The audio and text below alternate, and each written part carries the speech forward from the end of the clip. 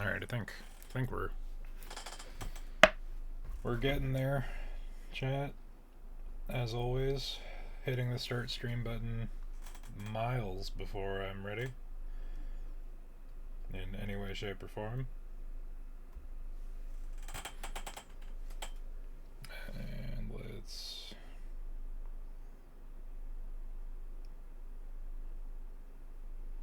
get that going. Okay. And let's go and yell at everybody on the Discord.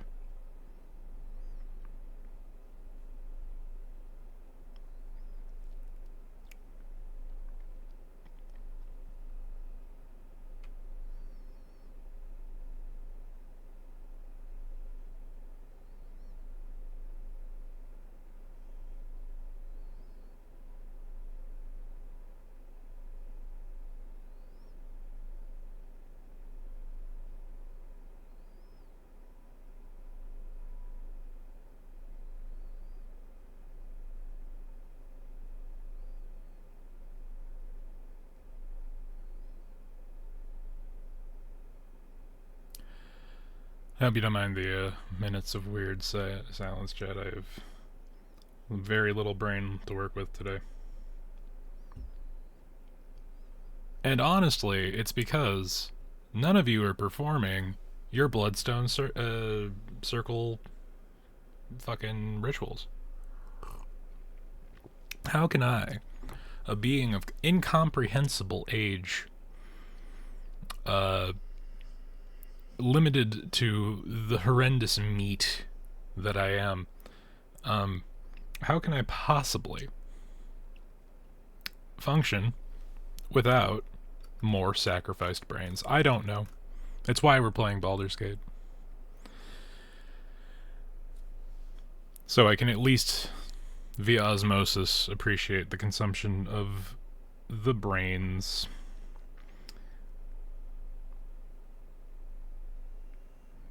And direct link.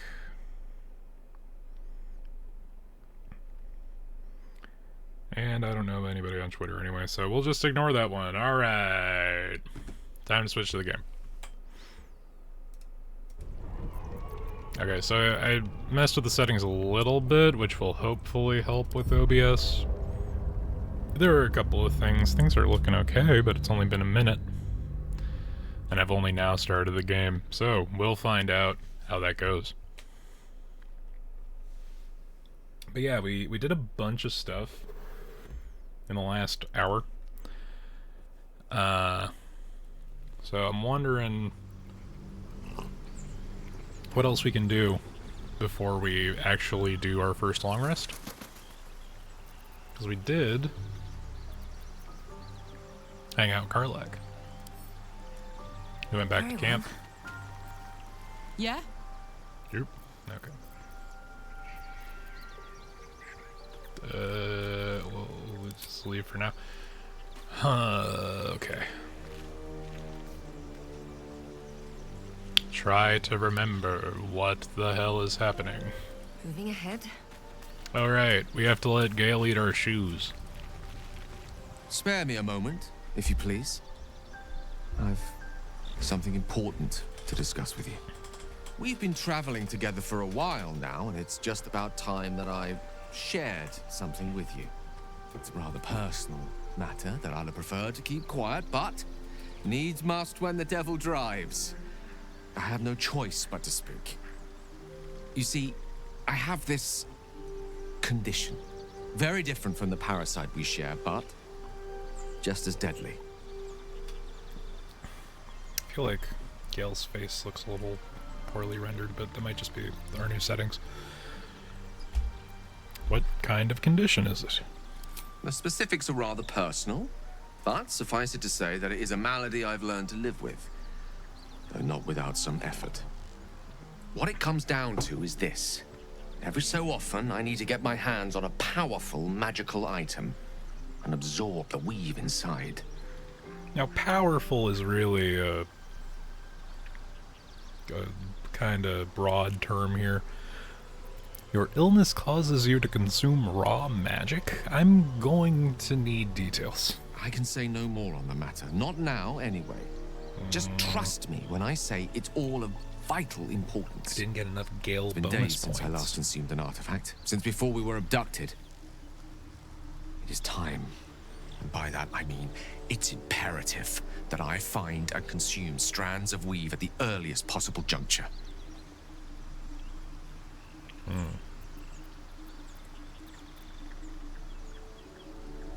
Where do you suggest we find the artifacts you need? We've already done the finding.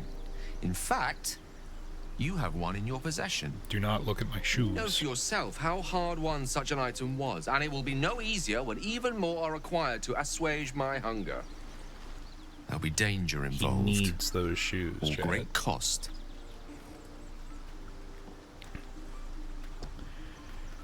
So, like, the dialogue's really kind of across the board when it comes to Gale's introduction to his story.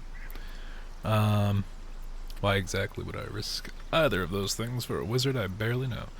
And at the end of all that, I lose a valuable item? No thanks. Honestly, that sounds terrible. I see no upside for me. It's like, hey, what flavor vassal do you want to be? Or do you want to continue the RPG storyline?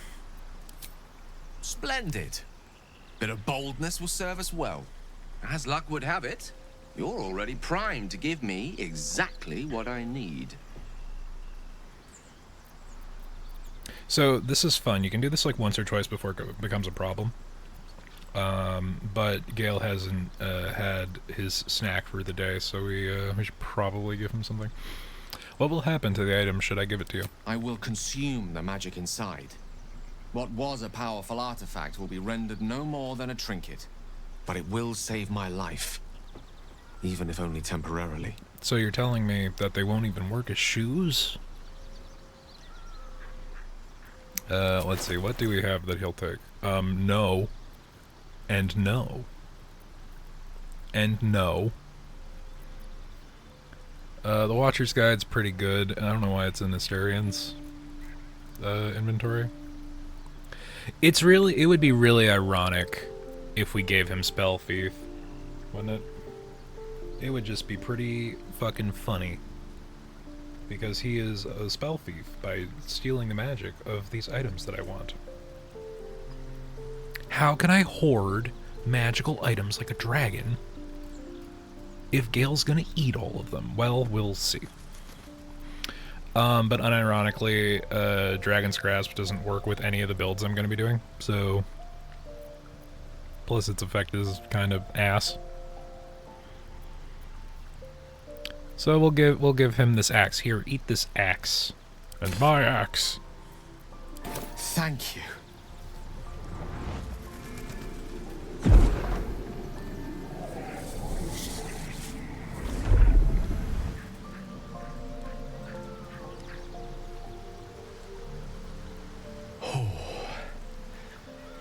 That hit the spot.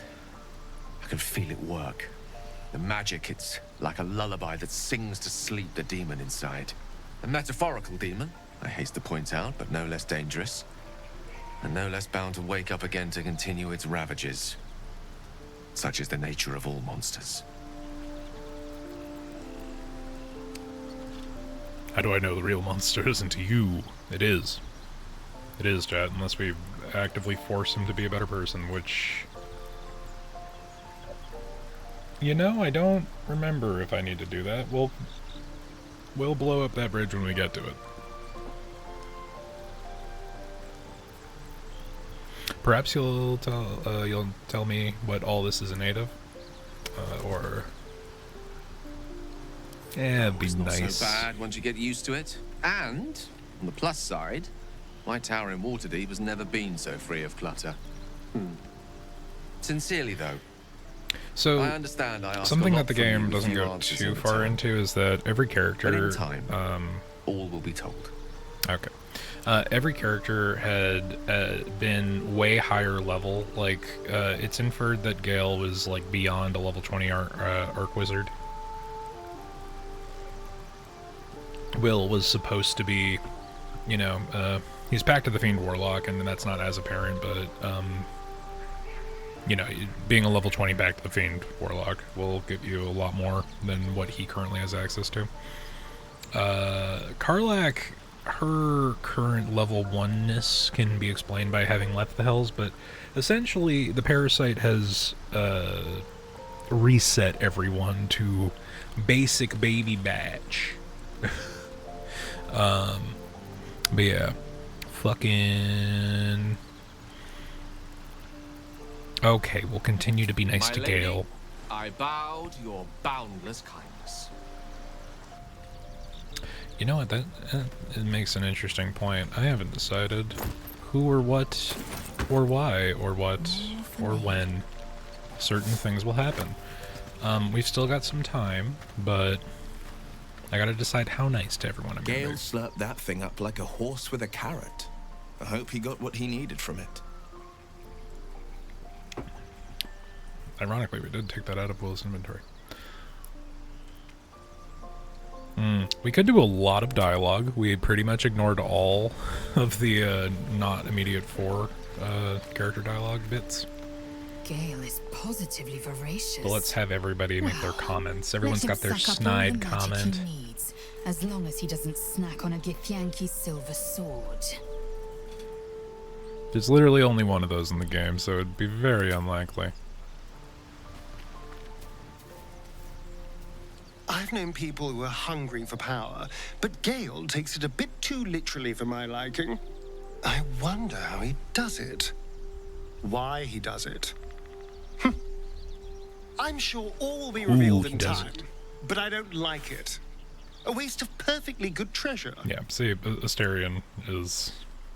He's the asshole, so you don't have to be.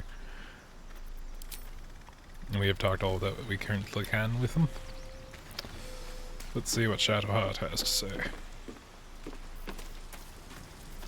So, Gale just consumes magical items like I do wine. We truly are a group apart. Well, he's not that voracious. Nevertheless, as quirks go, that's a new one for me.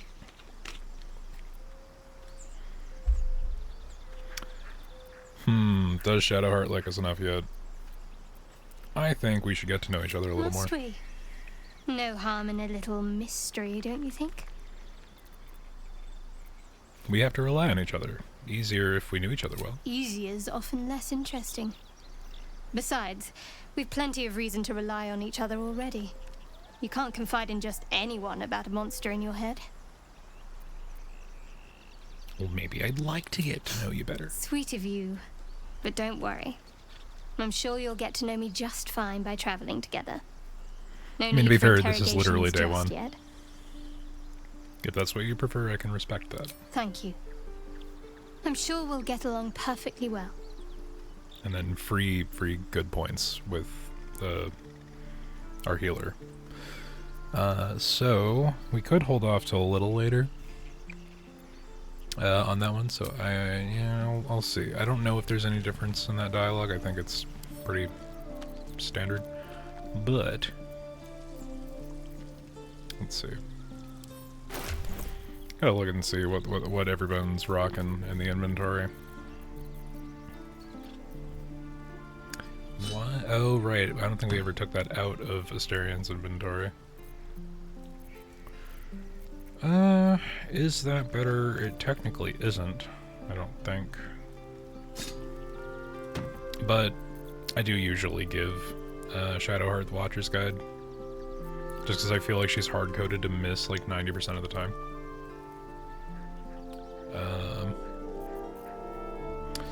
Now, she can't use Spell Thief, and neither can I.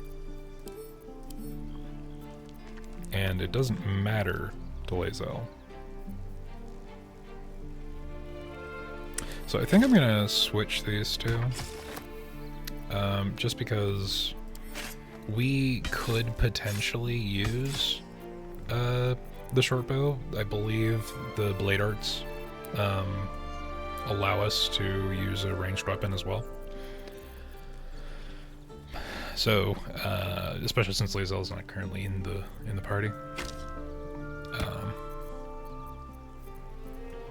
But make sure that this is... You know what, we should probably give that to Karlach. Karlak. Let's give Lae'zel this. And we're gonna level her up, but it's always fun to have her use the Everburn Blade. Because, yeah, I mean, a D12 -1, what the hell? Oh, wait.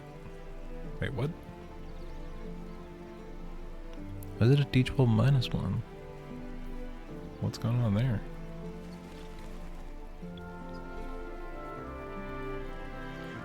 A D12 -1 slashing +2 slashing. What the fuck? Well, that's not happening on the Everburn, so that's something.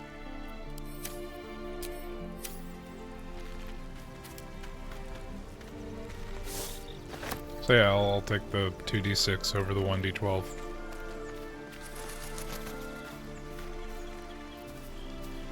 I like Gale, but I'm keeping all my good gear well out of sight. Fair enough.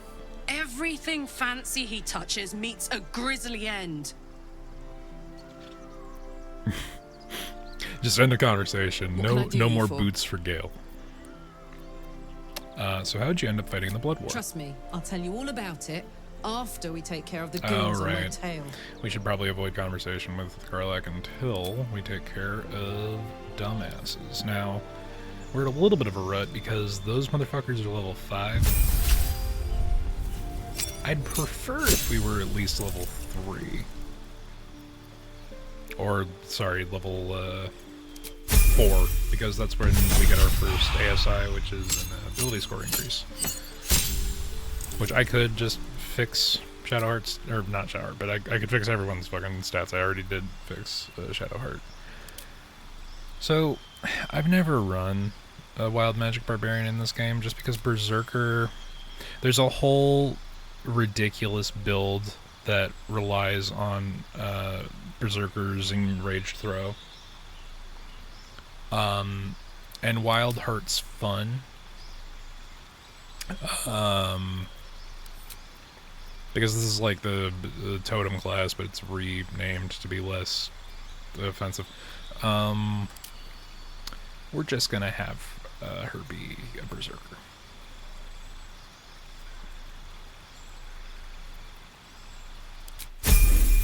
Yeah, it's just better that way.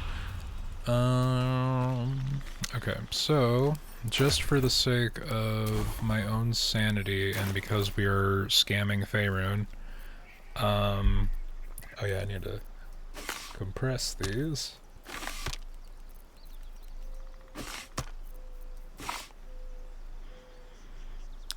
I really wish that the sort button naturally did that. I think there's a mod that improves the inventory management to do just that.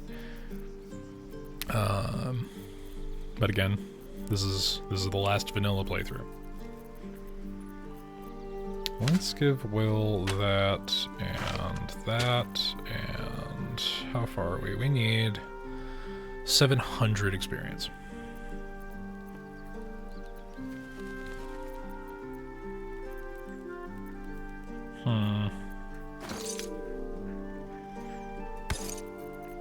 So, I'm only worried about a little bit of an order of operations kind of deal going on.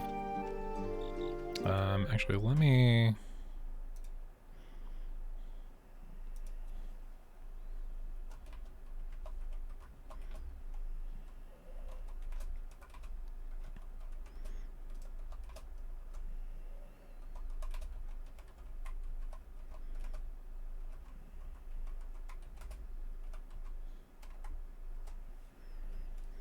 I realized that my Discord server isn't as populated as I once thought it was. Okay. Okay, minimize that. There we go. So deciding what to do next is going to be a thing. We do need to give... not that many.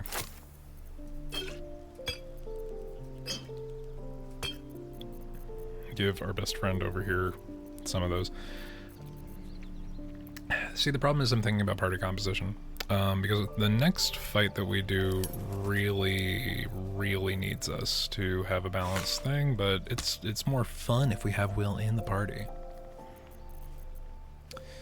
But he's a level 3 warlock, so he's not particularly useful, so we're gonna get Shadowheart back in. Something the matter? Yeah, come on. A bit crowded, don't you think? So this was a You'll need to post-update swap out thing. someone if you In want me. patch 1 and 2, you had to individually go to each one of your party members and then ask them to leave before you could bring somebody else in. Now we, thank God, can just Lead the way, have the swap dialogue.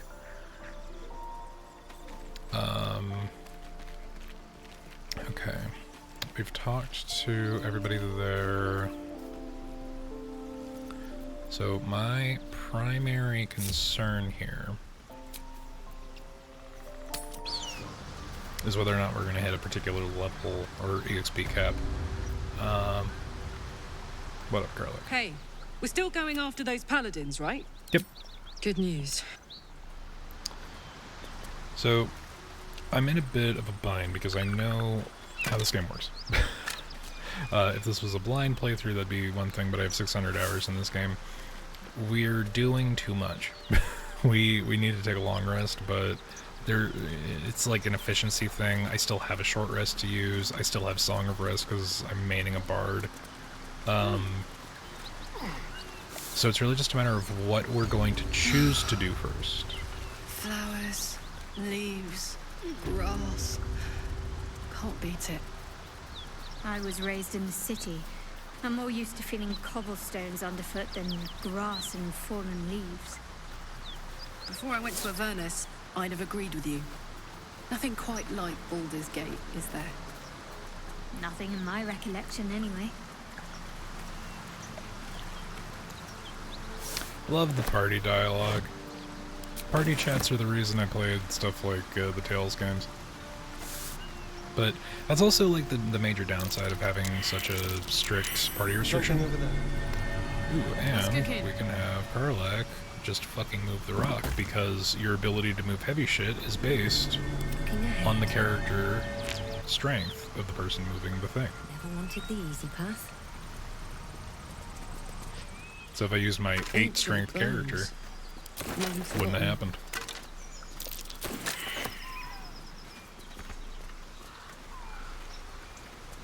Whoever they were, their equipment's no use to them now. Okay, and this is a climbable rock. So there's a particular fight I'm trying to avoid. But I'm thinking of things that we can do before we confront the quote-unquote paladins of Tyr.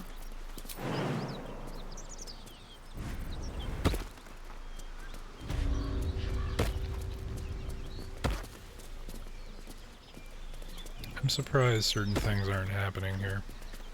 It's interesting. But yeah, that's the big reason I want to do the remove party cap limit mod, is that I can't even imagine all of the dialogue I'm missing out on from just not having certain characters present. Like, sure, they'd be yapping all the time, but that's great. There's all this dialogue that I definitely haven't heard in Act 1 especially, and I'd like to hear. So this is a fun interaction, Fit for an ogre.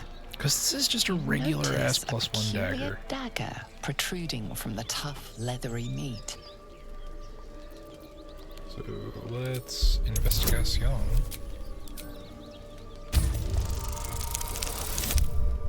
Ooh, no, ass. The dagger is tightly embedded in the carcass. Okay, so we could Don't touch me. just have A Syrian feast do it. Fit for an ogre. You notice a peculiar dagger protruding from the tough, Gotta leathery kind of be meat. careful with this one. So Asterion has at least +1 intelligence, and we can keep casting guidance. I don't want to use my bardic inspiration the way you're supposed to, because I'm playing a blade bard. It's a good thing everyone's stupid. The dagger is tightly embedded in the carcass. You notice nothing unusual. Okay, so we're gonna use the fact that Asterion has sleight of hand expertise here.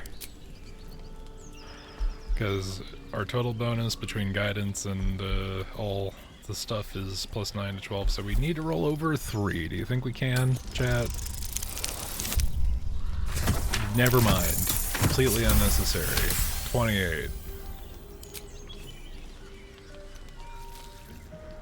So we don't know why it was so tough, but we got that thing out with ease. Cautious method pays off. The dagger glides smoothly out of the mystery meat. So I think if you go the strength route or fail, the dagger breaks, which isn't extremely consistent with magic weapon item descriptions. Magic weapons are supposed to be way tougher than their standard fare. Depending on what rule set or version of D&D you're playing, debatably are like self-healing items. Like, they don't degrade if they're, because if a weapon is +1, it is inherently magical, and that's something that is just part of magic items. But yeah, we don't have anything in our inventory. Let's lighten the load a little bit, because we have an 8 strength main character.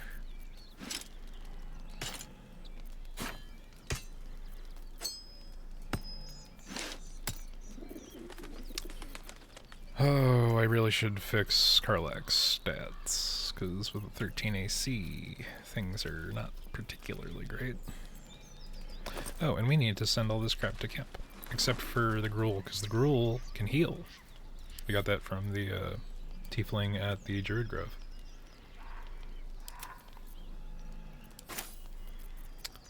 We really are, like, equipment low right now. Let's move. Which is why I'm trying to pick and choose, like, what thing we go do first. Another step forward.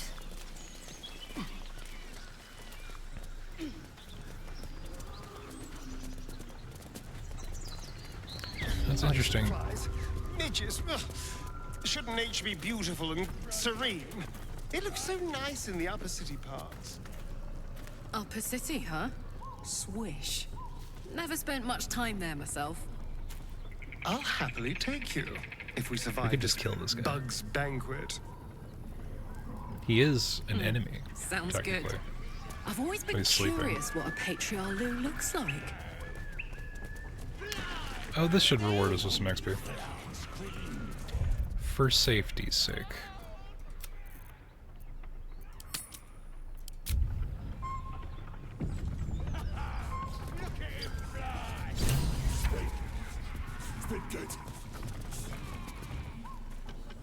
Look what we got here!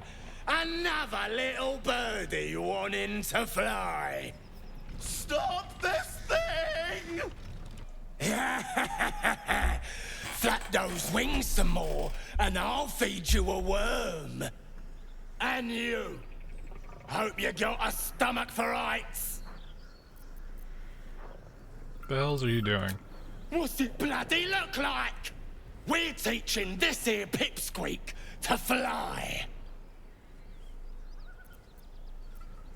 Let me rephrase that. Why? 'Cause it makes me laugh.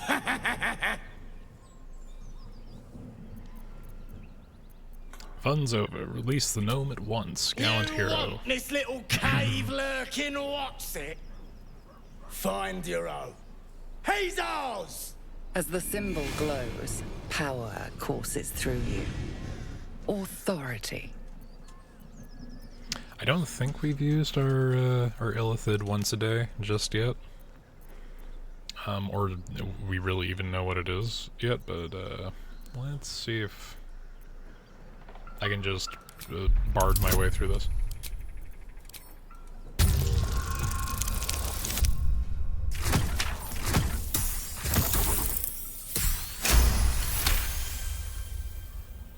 The goblin's nostrils flare, as if trying to judge you through smell alone.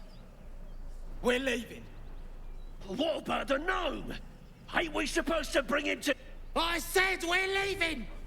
There's plenty of sport and rich pickings out there for us! Move it! Fresh meat. Scared meat. Yeah. Let's have a look.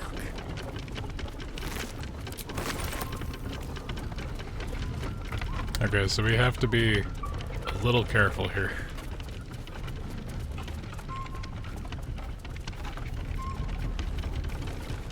And just, I need to see if I can remember which of these things I'm supposed to press. 'Cause there's the release brake, and then there's the brake. I'm gonna go ahead and say brake.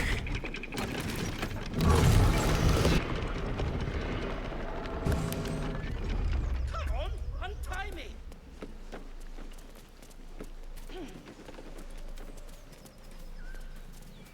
What are you waiting for? Bacchus root. Cut me loose! Yeah, alright.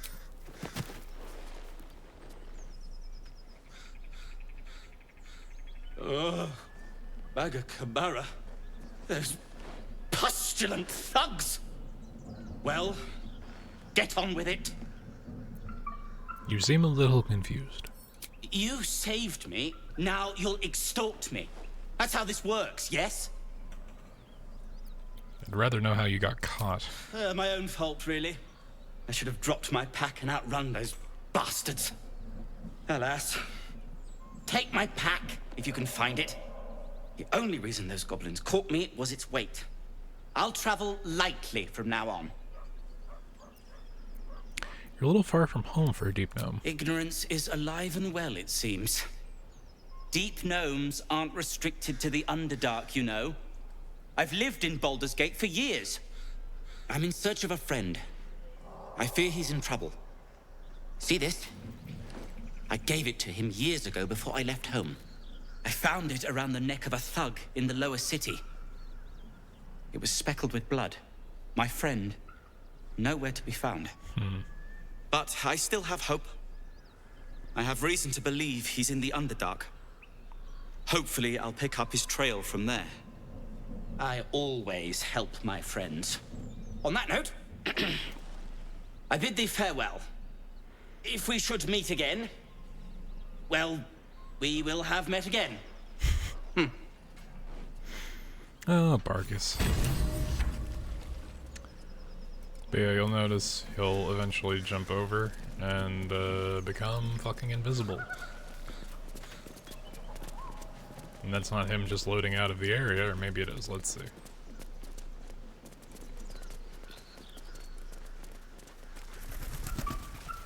I've never actually tried to follow Barkus. Let's see if we can. Oh no, he just disappears. And you're like, Connor, that's just the game not loading properly. Or you know, you're supposed to go look for his bag. Not supposed to be following him. Let's see, he's been out of line of sight. The game's just, you know, unloading an unnecessary asset. And I say to you, but there is an in-lore justification for this. Attention is fixed on a damaged old statue. That's a saloon?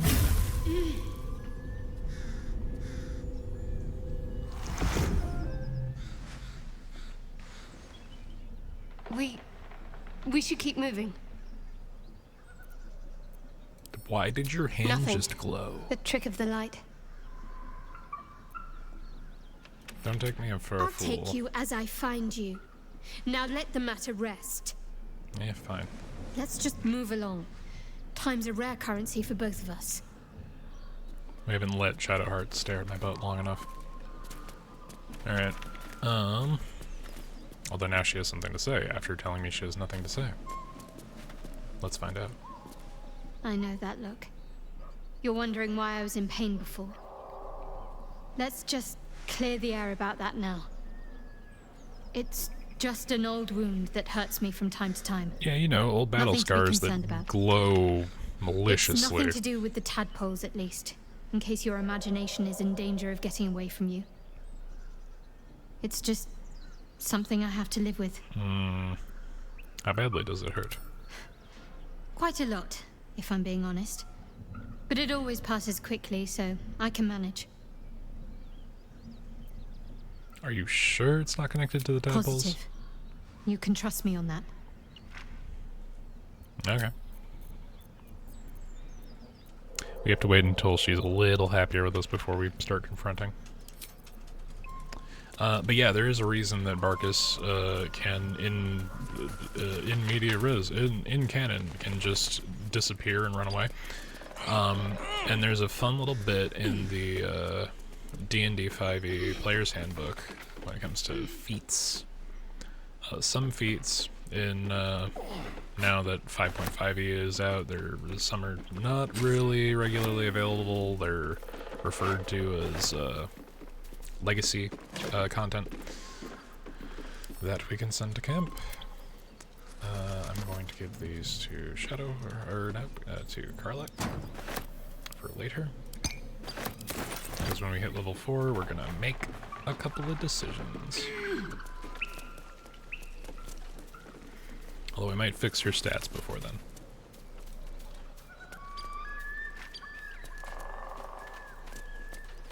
And you're wondering, Connor, why are you still picking up trash items? You've shown us that you have that one weird trick to destroy the Faerunian economy, and I tell you, well, it's mind goblins. The only way to defeat them. This is Barkus's pack. You know, we're actually going to pick up the smoke powder, which is the actual reward for freeing him, although you can just come down here and get it regardless of what happens.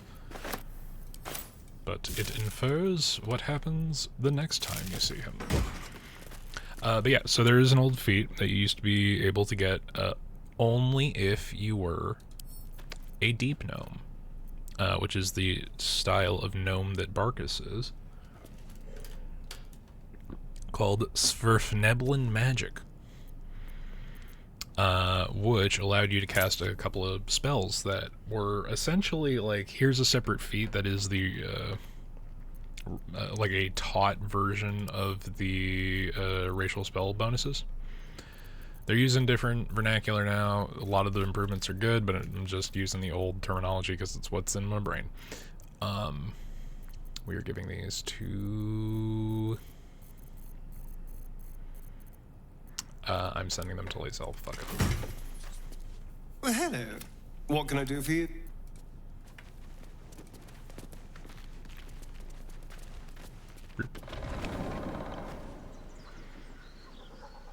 Encoding overloaded. Considering turning down video settings, I thought I fixed this.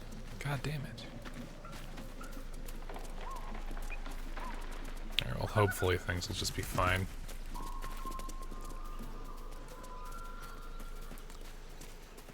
I don't remember if there's anything on this little patch. No, okay. We could go do that one interaction.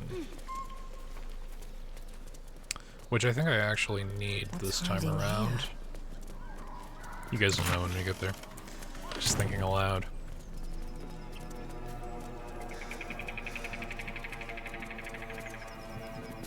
Might as well. Uh-oh, that looks like a big fight, one might say. Tastes like chicken. No chicken. Tastes like fish. Gentlemen, contain yourselves. This quarrel sours our feast. Besides, tastes like pork. And what surprise is this? Brothers, look here. I have eyed yet another tiefling prize. Fortune favors our bellies. Stranger, be you friend or food. The mark is her measure. Show us the brand of the absolute. You're quite eloquent for an ogre. Am I not astonishing? A robust diet makes for a shrewd mind, you see. I am a gourmand. And you, a delicacy. Unless you bear the mark, of course. I'll do you one better. I'm one of the Absolute's chosen disciples.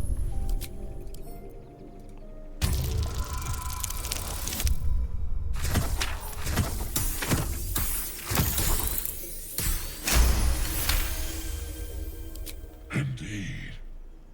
How regrettable that your meat must go unsavored. Food? Food. Not food. Friend. I notice you don't bear a brand of your own. I've no use for the Absolute, or any god. I follow two masters only. Gluttony and greed. Plump's awesome. The goblins understand my appetites. They sate my hunger for gold. And the rest sate my hunger for meat. Boss goblin give gold. We check brand. Good deal. No talk.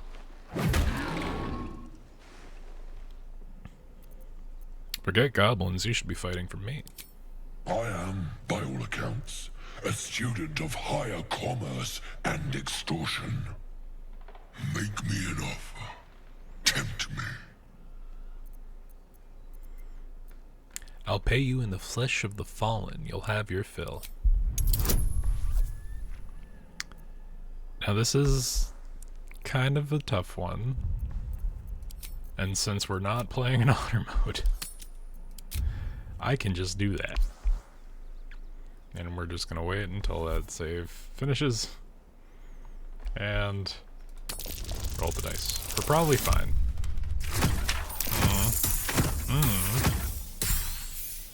No, see, that's why we saved, because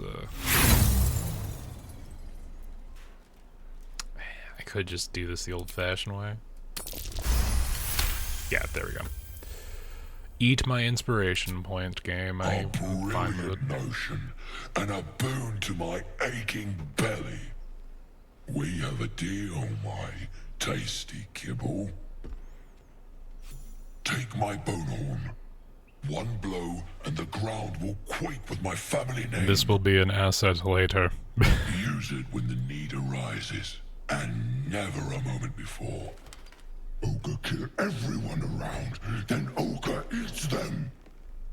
Well spoken, indeed. Ogre kill everyone around.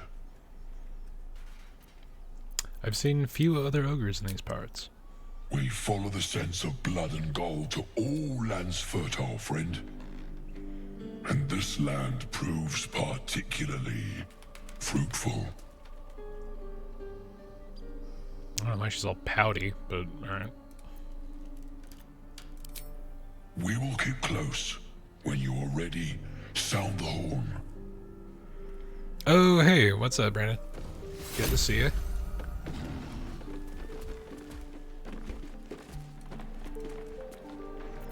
Almost pleasant traveling with company. If you... Okay, I don't think anyone has any new dialogue after that. But yeah, we're back. We're doing the Baldur's Gate. I'm hoping we can go at a pace that doesn't screw with OBS too bad. I messed with the settings again. And I think we should be good.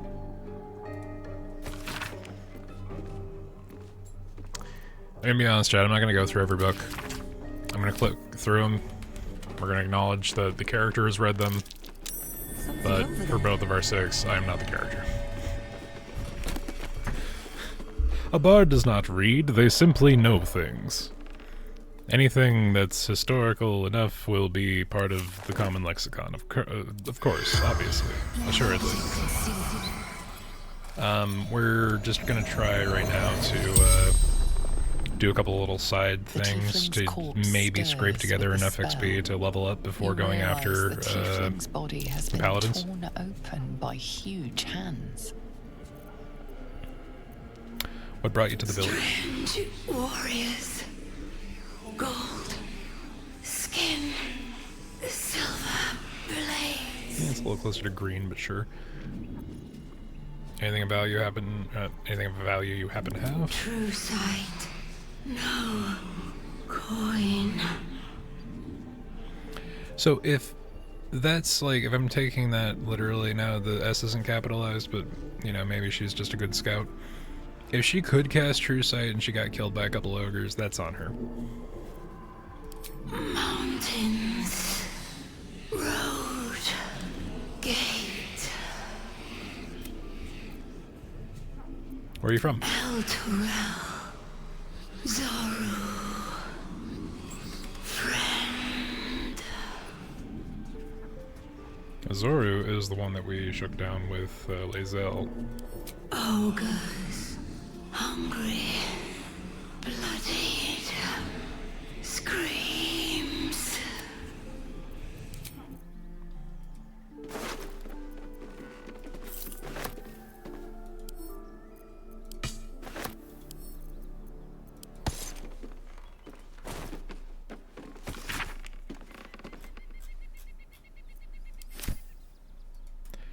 Now there are a lot of real pointed references in these books, especially in the early game. But again, we're not going through them.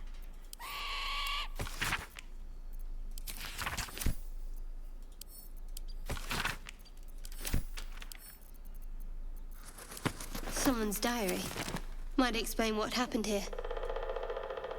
So the reason that Shadowheart has a comment on that is because Will guide me. this is her diary. A school attendance log fills the ancient pages. As the pages and days progress, more and more people's names vanish from the entries. In an urgent script, a note in the margin states that someone has to investigate what's become of the missing children and their families. I don't think it's her diary, but it is a school journal that is relevant to her, that may have mentioned her. Alright, what now? I know she has some other... I wasn't expecting it, but I'm glad to have some company on this journey. Yeah, I might have done that out of order. Either way. Also, normally, if you're playing this game regularly, books are a good resource. They don't weigh too much, and you can sell them for a relatively decent amount of gold to basically anybody. How you doing today, anyway? I'm doing alright. I spent most of the day trying to get an assignment done, and I got one of them done, and the other one's just gonna have to figure it out tomorrow.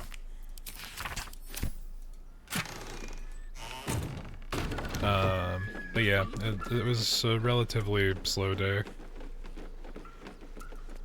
Which I don't mind, but, you know, I wish I could have been a little bit more productive. I wasn't expect. There we go.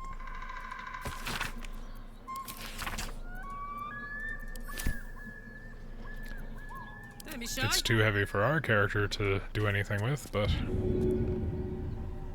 Carla could just fucking throw this thing somewhere. Maybe, possibly. Like over here. No time to rest. Good thing it didn't do any damage. Over. Yeah. Then through. Also, I think this is also a destructible bridge. So you could just straight up lose access to this.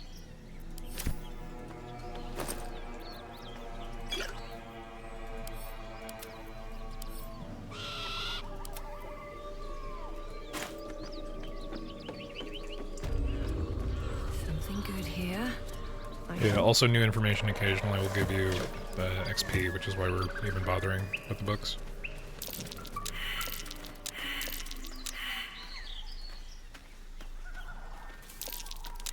Really, Karlak? You're the Outlander here. You should be passing every survival check. So, fun bit in this game. If you have an entire party of Chucklefucks who failed their survival check, thus not revealing the diggable treasure, and you think you're close enough, you can just manually click it. So, if you can retrain out of survival into literally any other skill, it is worth doing. So what's your gimmick for this run? My gimmick for this run is I have to do 4 things. And to facilitate my doing those 4 things, I have a very specific ending I'm going to aim for. and we're going to try to make certain decisions to help facilitate that ending, but I need to double check on whether or not something's possible beforehand. But Missing children. aside from that, Maggie Terrence, Marcus it's really just I haven't played a full game as a bard. I started my first playthrough as a bard because, again, Haven't seen that game in years. default character or default charisma-based character, and the main party doesn't have a bard canonically if you keep everybody in tow. Now, another one of the things we have to do is over here. We are going to be ignoring that until way later. So, while you're like, oh, Connor, why don't you go kill the spider and get some XP? No. Not an option. There is, however, in here a fuck ton of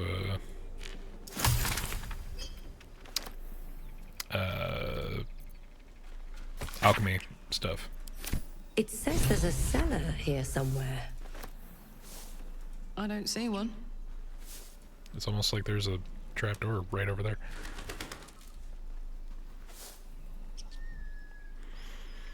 But yeah, the gimmick is that I wanted to play a bard without playing a bard. So I'm playing a blade bard because charisma, but also capable in battle. And Blade Singer doesn't get added until patch 8, whenever that comes out, so this is the best we're gonna do in the meantime. Bard's very versatile. Bard's a good class to play, but so far my successful runs have been as a monk, as a will playthrough as a true Pact of the Fiend Blade Warlock. I had a successful run with a sorcerer, and I've had a couple of half runs with some other stuff. I got to Act 2 with a paladin. I got to Act 2 with a Karlach Karlach honor mode run, and then I got to the Shambling Mound with the wrong party with the wrong amount of preparation and got wrecked.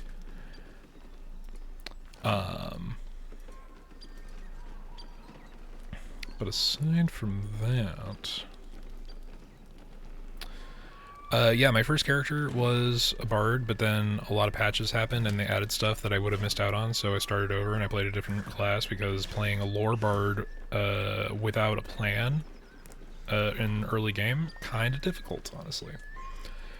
Bards are pretty crap for their hit dice, so their health values are garbage.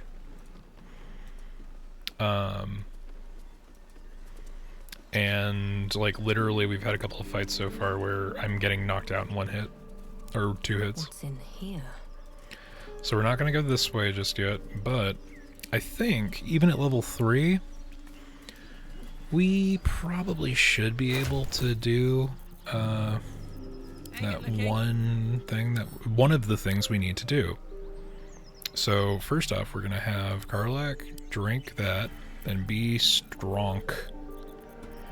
I'm actually going to go back to Thing. I'm going to fix her stats because we need her to have at least a 14 AC. Lendineer? So we're going to fix her ability spread. Thy name has been recorded. I shall be here in thy camp for whenever thou hast need of Also, my if you do services. Karlach's bad ending, it shows that Withers, she's his favorite. Like, unequivocally. Yeah. As the Okay.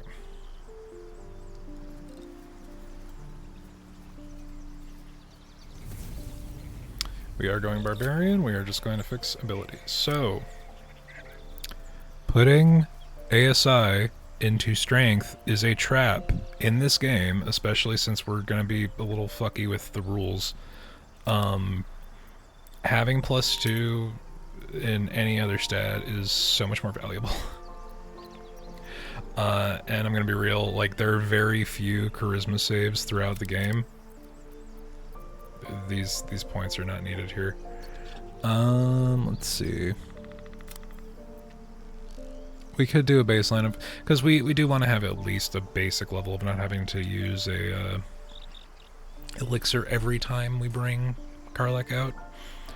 But so there is a class ability with barbarians. Yeah, there it is, unarmored defense. So unarmored defense for barbarians is a combination of their con modifier and their dex modifier. So if you have a 16 in dexterity, that gives you a +3 in all of your checks. Normally, this will add to your AC or your armor class, should you be wearing light armor or no armor. So like monks don't wear armor. They don't benefit from it. They're not able to use certain abilities if they're wearing armor. Their AC mostly comes from having a high dexterity score. So your baseline AC is 10 plus your dexterity value. So baseline Karlach's getup right now, this is just regular clothing. This is not armor. Although you could tell me that that's leather armor, and I believe it. So by switching the score here, we have a strong enough baseline to determine her jump speed or her jump distance without having to screw around with other shenanigans. We're gonna want a little bit of wisdom for later stuff. We'll cross that bridge when we get to it. So having high dex, having a +3 to dex, and with unarmored defense as a barbarian, we add our constitution modifier on top of that to our AC, so long as we are not wearing any armor. There's a real benefit to going the Conan the Barbarian route of, nothing but a loincloth.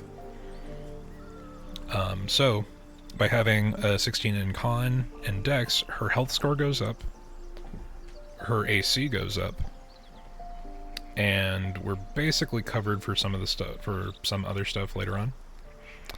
I have a plan for Karlach, don't worry about it.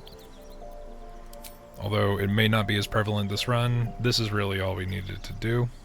We have no floating points, that's all even numbers, that's all we care about. Survival's built in with her background, so we don't have to change that. And she also has perception, so that's fine. That's enough, we are good. So we do still have the elixir active, thankfully. The level reset doesn't mess with anything.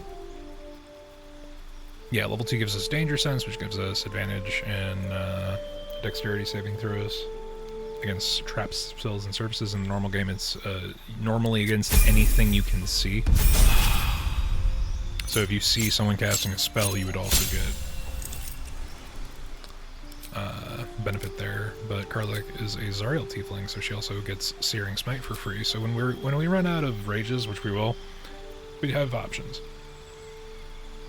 But this is the kit and caboodle on everything we're doing with Karlach.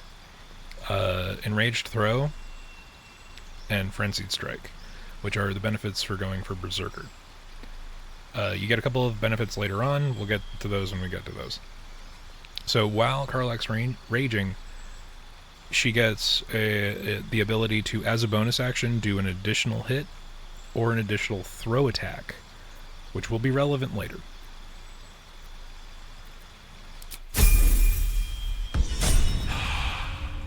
But yeah, gimmick this run, I'm just balanced team. I'm not going to go too far out of the norm. It's just like Shadowheart being a life cleric is just a quality of life thing. Still breathing, despite everything. Also, we have enough money that we could have the other key to a successful honor mode run, require a new ally, which is using camp bitches. Instead. I.e. the allies, the hirelings that Withers can summon for you. Very well. So, there are two that are immediately relevant. Impossible. I'll replace this Darian. You're saying, Connor, the party size is already so small. Why would we add another person? Well, for a couple of reasons. Firstly, sometimes you make decisions that don't let you have everybody in the party, you know? So you want to have your range covered. I'm going to have a second bard. Max party size both in and out of combat. Basically, outside of camp, your party size is 4.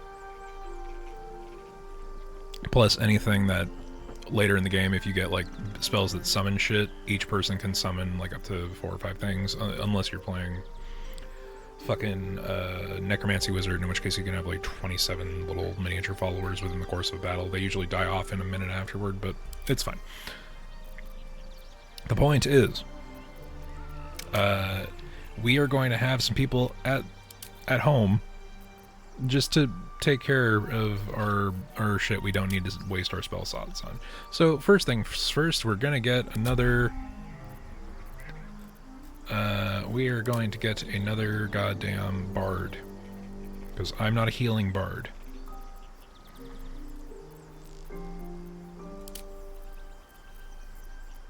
Yeah, we don't need to do any of that. I just like messing with them because, yeah. Yeah.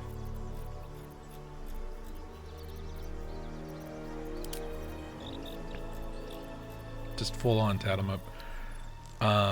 Yeah, so you can normally only have 4 people, but while you're in camp, you can mess around with that a little more easily than not at all. Nah. Not for the bard. Why don't we go with...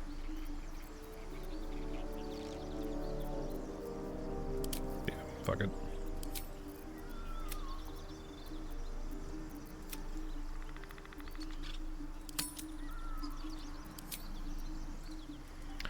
Just make them real weird, because we can't change, we can change their name, we can change the way that they look, but we cannot change their race selection.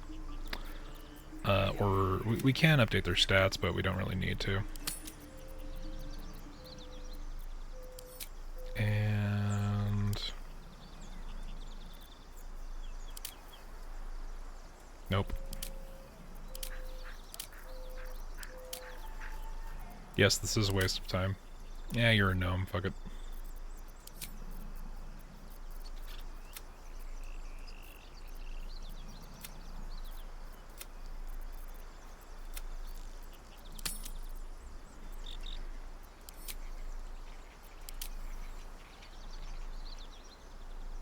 Nah.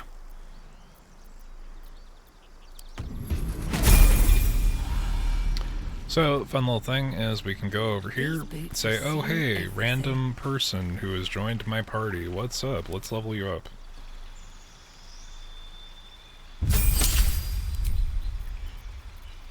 So, Blade Bard, not who we want to use for cures, not who we want to use for Bardic Inspirations. We have the at-home Bard, who we're going to give Cure Wounds, for obvious reasons, but more importantly, we're going to give Longstrider.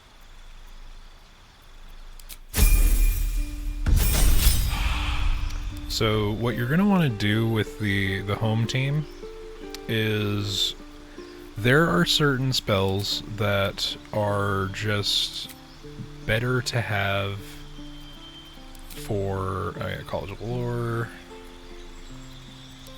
Let's have you do, it doesn't matter even remotely, nothing will ever come of this.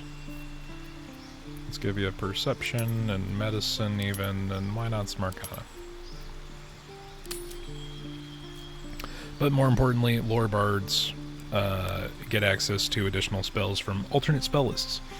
There are certain spells that are just straight line buffs that will last regardless of whether or not the caster is in the party. They are not concentration spells. They will last, and some of them are even ritual spells. Like, most importantly, the reason we're summoning one of them now, Longstrider. I have Longstrider on my main character, but we're switching everybody back and forth. And I haven't had Gale in the party in a little bit, so we're just gonna go up to everybody and say, hey, here's 3 more meters of movement. Forever. Well, at least for this long rest.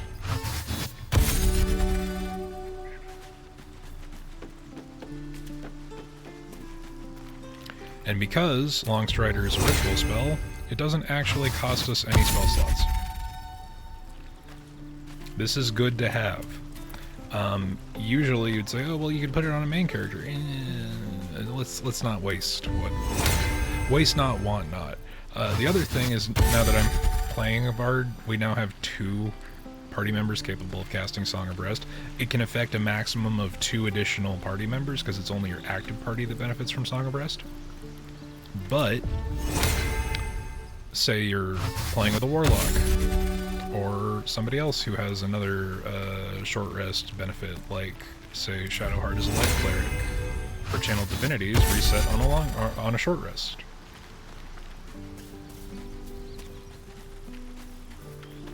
What else do I have? No, she's got nothing yet. Alright, cool. Never a dull moment. So now we can leave. Moving in. And then we'll just swap Styrian back in. Something's on my mind. Why not? Yes? I would, but you have in that. Okay. So we fixed Karlak's stats. And we've got our secondary person giving us all a little more movement speed. Isn't that fun? That will fit in my pack. Let's head over here. I still have Speak with Animals on, so I should actually go to this encounter. Which is one of a part of something that we need to do. Is recruit the best character in the party.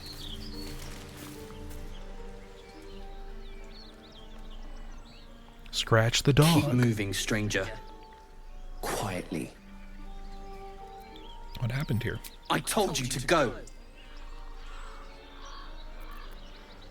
Purity Scholar.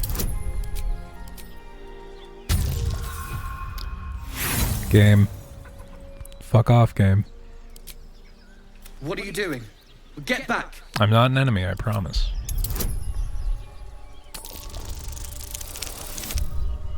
Okay.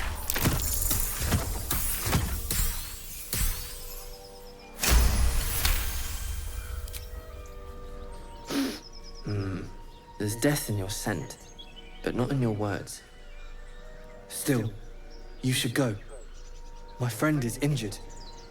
He needs rest. I don't think he's going to wake up. Of course he will. And then we'll return home. What's your name? He calls me Scratch. You can do the same.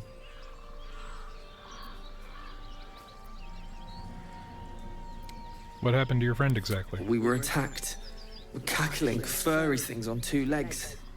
And their smell, it was strange, rotten, evil. You know the creatures he describes. Gnolls. Yeah, we fought some of them. Come on, you can travel with me if you like. No, I won't leave him. It's very sad. If he doesn't wake up, follow my scent, I have a camp. If it comes to Oh, hey, Kai, good to see you. I may. We've just recruited the best party character. Doggo. Now, thankfully, we've had a good conversation with him. He's not going to attack us by going up to his former master and yelling at the corpse. The corpse regards you lifelessly. Who are you? Gunwick. What happened? Why were you in the forest? This delivery to Baldur's Gate. Where'd you keep the letters? Bang. Standard issue. What happened? Pack of gnolls. Claws. Teeth. Where are you from? From... just got out my exam. Feel good about it. That sounds good. Good, good. Yeah, I just finished a test earlier, so that's why I started a little later than I initially planned. But that's done, and I'm only a little bit brain fried from it, so do what we can.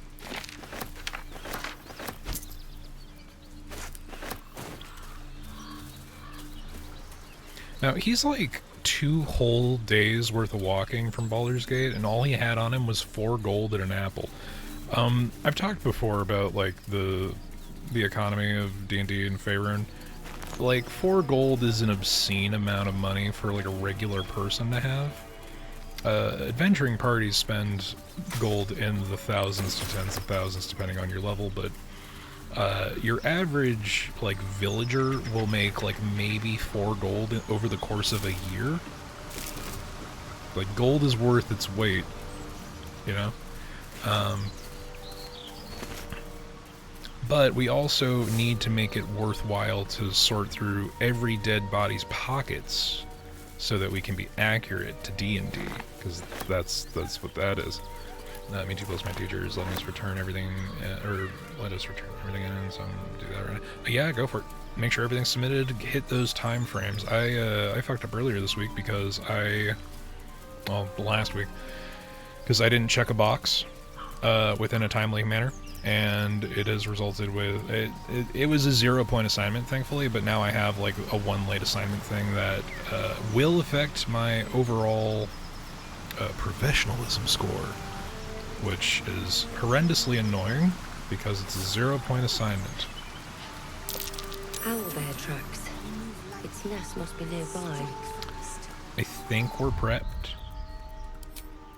So we have to do something very specific here, chat. One of the 4 things I need to do is get an achievement, or the things I need to do are all achievements. Protect us. So I had a bug occur in my first major playthrough, where, so there's an owlbear in here, and then there's an owlbear cub, and as long as the owlbear cub lives through this fight, he can also join you at camp.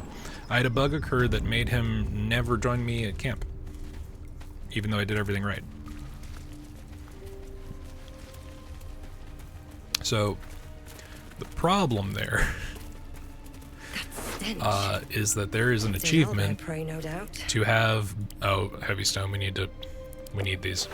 Don't ask why. But they will be important.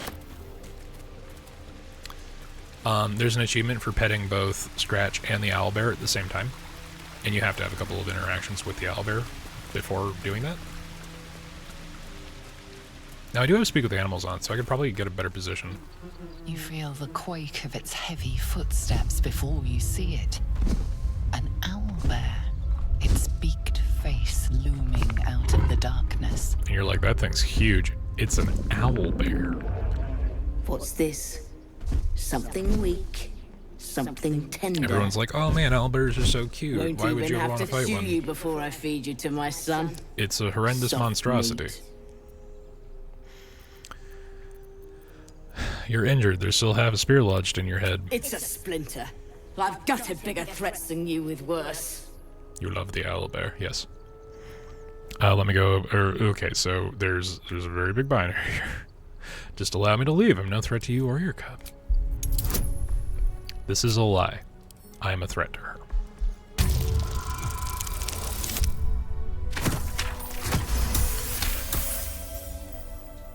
You're small, weak.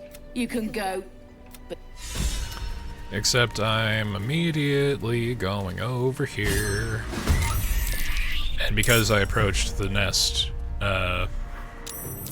where the owlbear egg is, yeah, fight's on. Okay, so we're gonna frenzy. I would like to rage. Yeah. Heading out. So on subsequent turns, Karlach will now have the ability to get 1 more strike in. We're still only level 3, which means we get 1 attack per attack action. But with this, we'll get 2, which we're gonna need. Nothing important is ever easy. So we have to be very careful. We do need to knock the cub out. We cannot kill it, but it will, you know, come to help its mom. And if everyone's like, oh, this is a horrendous thing, why didn't you just leave? Yeah. Because this is what the game needs you to do. Oh, that'd be really funny. I should use... let's see if this hits. Feeble is good to have. Yeah, 10 turns for me. Dealing only half damage with weapons that use strength, which I believe their claws count. Isn't that good on it? So we're gonna maintain some distance, even though we have the Blade Bard. We have no health with this character. Yes. We're gonna send Astarion over here. And because Karlach's there, we can sneak attack. Let's find some. And hide. And somehow that worked. Let's end this. And we're gonna put Shadowheart over here, as long as she's in line of sight with the cub, and to be a distraction tactic. I'm surprised she even hit.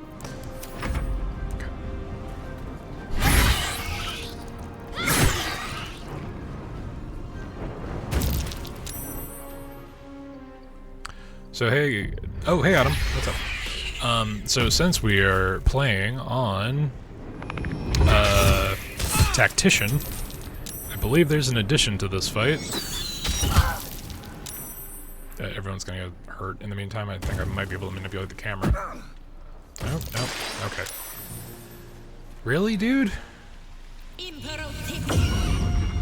Okay, that's actually really good, but I don't know why fucking Andric is so hard targeted to fucking attack the owlbear cub. Can we get up here? Can we get up here? Maybe that doesn't exist on Tactician. Maybe that is only. Okay, well, I hope I'm wrong. Had my last day of in-person classes today. I'm gonna try and make tomorrow my last day of school in general. Have a presentation and a test. All right, good shit. You know, if you're completing your program, cool. But you know, you're gonna wanna make sure that if it's your last day of school, that it's worth it. You know. Shit, rolled that one. I guess reckless. It'll make them focus Karlach. And let's do lacerate. Blood comes easy these days. Another step forward. I could have swore that. So they're obviously you can't. Someone has to make the eggs into not more than just eggs. So there is a second owlbear that I thought was going to show up, but.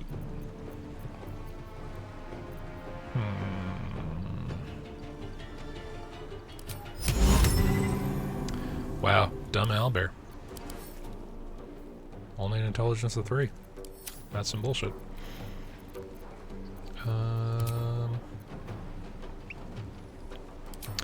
Yeah. It's just free damage. We're just trying to not group up too hard.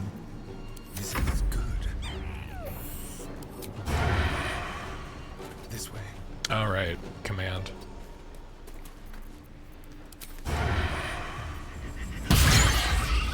So the thing is, we're kind of doing, like, too well.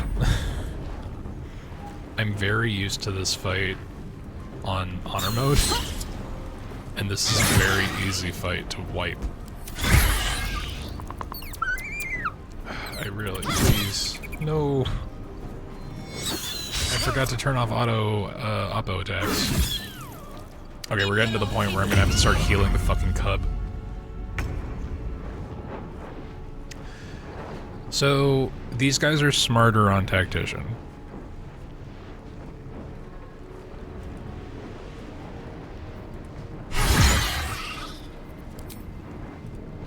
Which is a disappointment. For the semester? Okay, good shit. Yeah, I still have like another week or two on my end, but my class pacing's also on a whole different deal.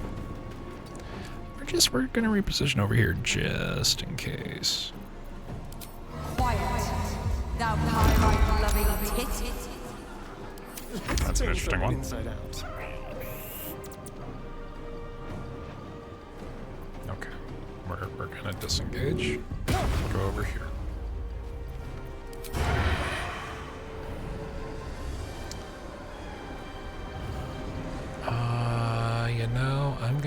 Astarian weight. Just like old times.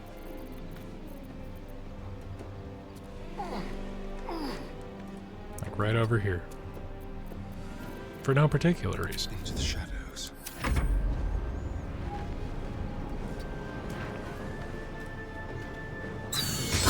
Okay. That's fine. Yeah, and I got like 7 years out of me. Yeah, I got a fair few to go. Probably more than I even have on paper. Okay, so usually, especially when there are two owlbears, one of them immediately murders these two. I might have to do that myself. So we're just gonna have Karlak jump over here. I know that it provokes. It's okay, probably shouldn't have provoked the attack of opportunity from the owlbear, but it didn't use my bonus action, so that's good. Eat it. The cub looks from you to his dead mother. Was this the game you played before? Yeah, I have like 600 hours in this game. Hungry. It's so sad. A strike will end his suffering. No. Let the creature live. Hungry. Food. You watch, speechless, as the cub begins to eat his mother. So these two have never Has a fighting lived. chance now. That's all we survived. What now?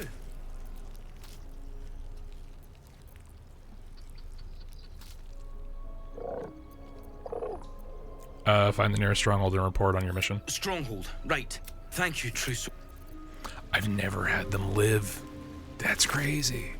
Okay, so the spear in their head actually was a thing. It's a real shame that this mechanic doesn't appear in the game again. But we had that spear haft that we found on the body of their dead brother. And here's the other half of it. And we get the Vision of the Absolute, which targets fail a dexterity. Blind targets that fail a dexterity saving throw deal an additional 2d12 piercing damage to certain creatures that sport multiple sets of eyes. It's an extremely specific item that we're gonna keep with Shadowheart. Yeah, I've never let those guys live. That's crazy. But yeah, if you kill the owlbear normally and you pass, you have Speak with Animals on. It will just eat its mom, which tragic, yeah, but you know, we do what we have to get the achievement. And it's not even a good set of armor that she was protecting, because it was definitely the armor and not this owlbear egg, Might be useful. which will be useful later. On top of Rhythm Heaven, now I'm looking at Kami-sama Kiss on DVD, and I need the OVAs. And I was looking at that Crunchyroll sale earlier, and there is some stuff, let me tell you, that if I had money, Owlbear eggs. I would have bought. Hatched. No point in taking these. Hey, a shrine to the moon god Seluna. There's magic keeping this chest sealed. I can feel it. So here's an interesting thing. To avoid a negative interaction with Shadowheart, you can click this button to untoggle group mode, and then just put her outside, so that she doesn't see you praying to the enemy goddess of her goddess. Because let me tell you, there are a lot of opportunities to lose affection with people in Act 1. There are fewer opportunities to gain approval. So she's gonna stand guard. She's gonna hang out outside.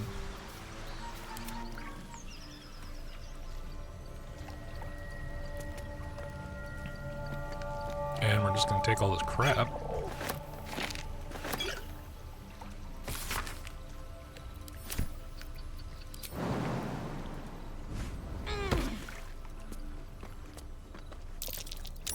Something over there. So there's a book over here, and it talks about the nature of Shar and Seluna. Just an old prayer. Dumbass. Alright. Alright, we're gonna pick this up. And hopefully someone else can be smart. Because let me tell you, Making me sweat. it's not fun when you have Watch your back. this thing go off. Although there is a fun little deal. We could do that trick. It'd be really funny. It would be really funny, chat. Alright, we're not going to do the normal thing. We're actually going to get Karlach over here because she is the strongest of us right now. And we're just going to pick this fucking thing up. Bloody thing. Pick up. Okay. They patched out that thing that I wanted to do. So there's a fun little bit where later on you're in an area with a bunch of enemies, and if you pick this thing up and you sneak it into the inventory of a dead or sleeping follower, and then you steal it back out and you get caught, the person, anyone who sees you will confront you and tell you, hey, that's not yours, and then they'll try to pick it up, and then they'll get hit for a d8 of radiant damage, just like Karlach did right there. What a charmer. Maybe you'll be able to read the Selûnite prayer sheet, Karlach. Old prayer sheet. Reminds me of school. Ugh. I know, you don't approve of the gods, Jack. Jack the dog is in the background. Boo, Control Season 2. Yeah, I really don't like what their store is, honestly. Especially after they bought out. We're gonna... Actually... We're gonna get that to Asterion. Hello? Oh. Weird, it opened, but it didn't. I'm gonna use a Bardic Inspiration. I didn't need to. Okay, the boy needs to go. Let me tend to the doggo, chat.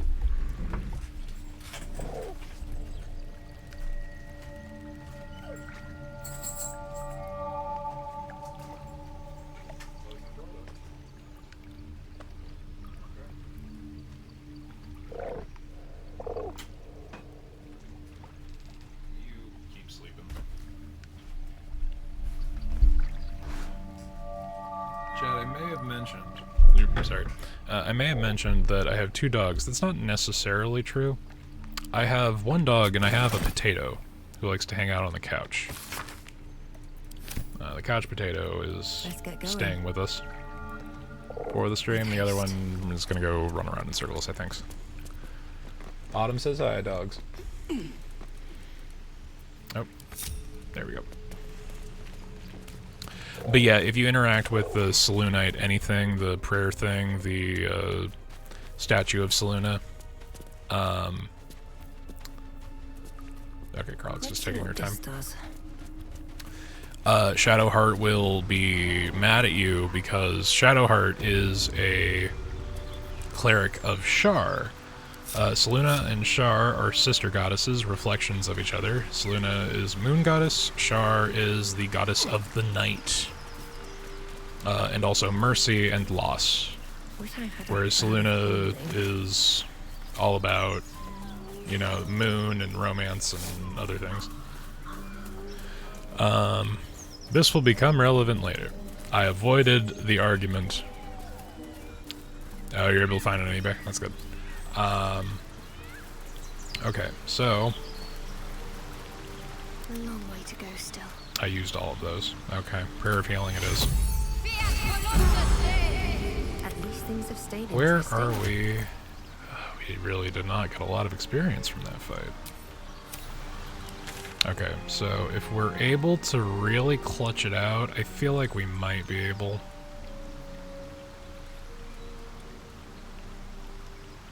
Right, I didn't get the fast travel point near there. That's a shame. Gotta go the long way. Or the slightly shorter way. My way.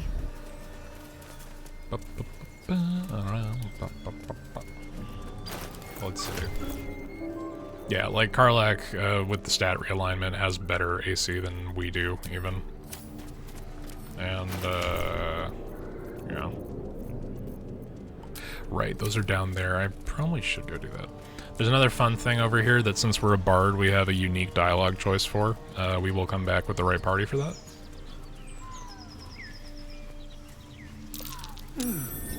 What's that? I don't know why we passed this place like 6 times. We'll give those to Asterion later. It's fine.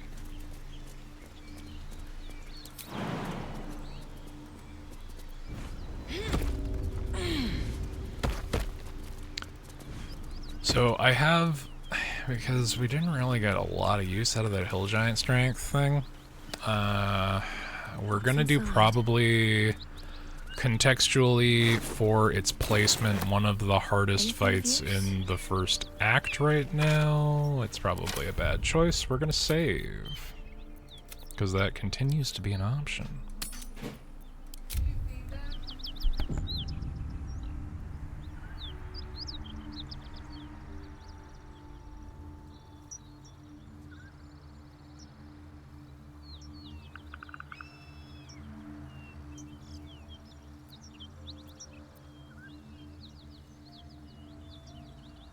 Apologies, one moment.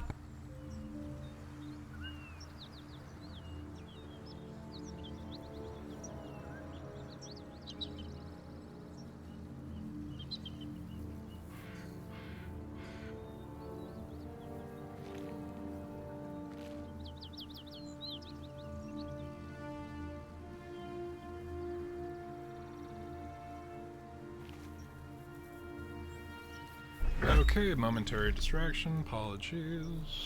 I've returned. So we're gonna do one of probably the harder fights. But there's a real fun way to get around it. And we have a high charisma character, so it's very possible for us.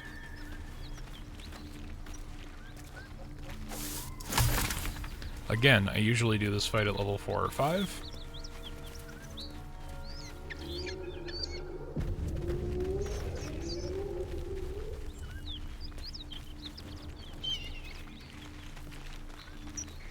Now we actually get to see Flint doing what they do. Oh no, it's more gnolls. How awful.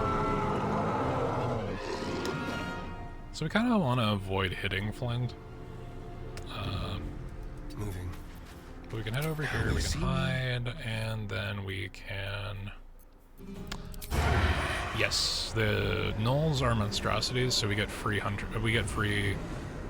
We are hiding as well, but I'm pretty sure that the Bow of Hunting gives us free sneak attack.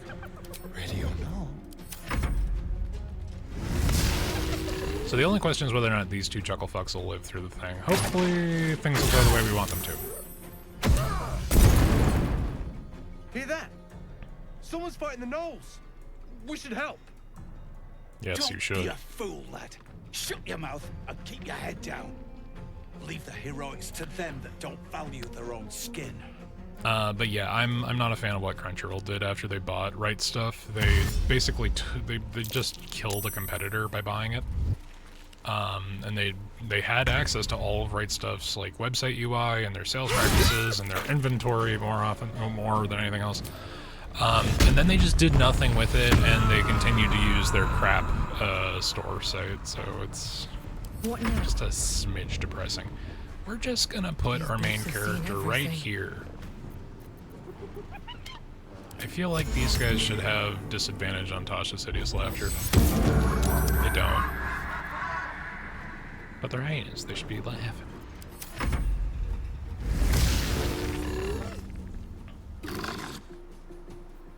Good thing we have those gloves on. Yikes. That would have been much worse.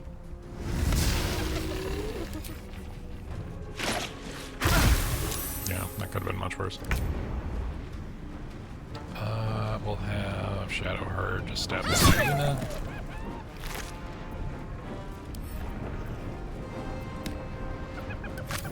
And head this way. Have to keep going.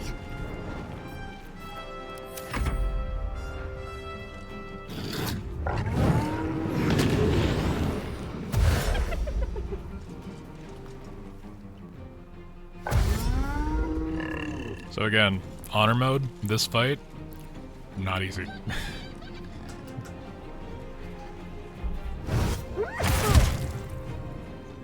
With a shock of psychic pain, the pack leader's mind clamps onto yours. You see yourself through her eyes, a pulsing red cluster of organs. Feast. No. Apologies, chat. I will be right back. This meat. Gnolls see your whole world as a meal. This voice is acting as a leash, but it won't hold them for long. As the symbol glows, power courses through you. Authority.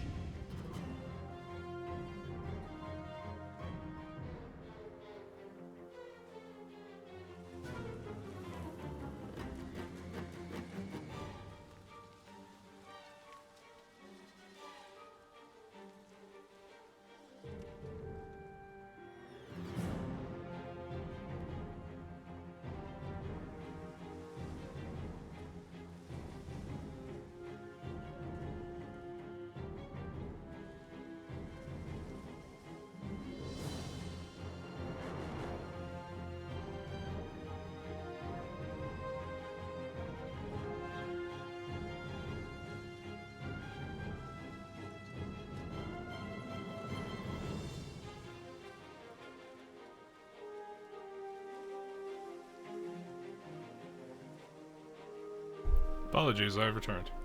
Okay. I probably should have switched to the BRB screen, but I didn't. So this is one of the times that we can use the Illithid authority commands. This is the one to do in the first day of Act 1.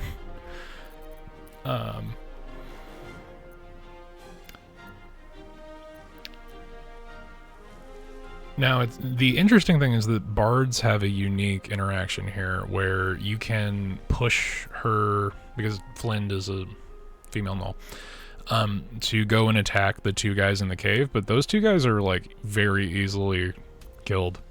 And then you have to continue the fight, so it's literally like half a round before they come back. However, the Illithid command is kind of fucked. Wait, let's see. I think we have to do this one first. A memory. The beast daubs the symbol of the Absolute on a cave wall in blood. Buried deep, a tadpole struggles to assert control against the ravenous chaos of her mind. You know, I do really want this game. It's a fucking good game. I enjoy it. So now that we've done that dialogue bit, we have some options. We can convince her. I have not done the bard thing. I would want to do the bard thing, but this fight is too hard otherwise. Convince her that we are of the same pack. We can command her to devour the other gnolls, because the one thing we know about gnolls, they have insatiable hunger. And because it's an Illithid command, the difficulty class will never be more than 5. Sensing your presence, the gnoll's tadpole rides in ecstasy, echoing your command. Its she just wanted the fight, feast on probably. gnoll flesh to control the hunger, to keep her teeth from your throat. A shiver runs across your mind. You feel sated. So now Flynn is not exactly our friend, but not our enemy. The problem is that Flynn has an item that is in D&D 5e, and if you play Descent into Avernus, this thing will come up. It is annoying as hell. Does it let us see? No, it won't show us enemy inventory right off the bat in battle, so we'll have to hold off until later.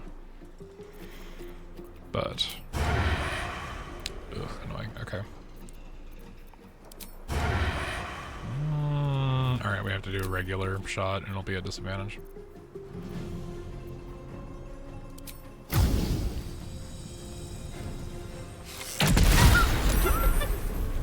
That went better than it could have. But yeah, the flail that was a lot of effort for this 150. Yikes.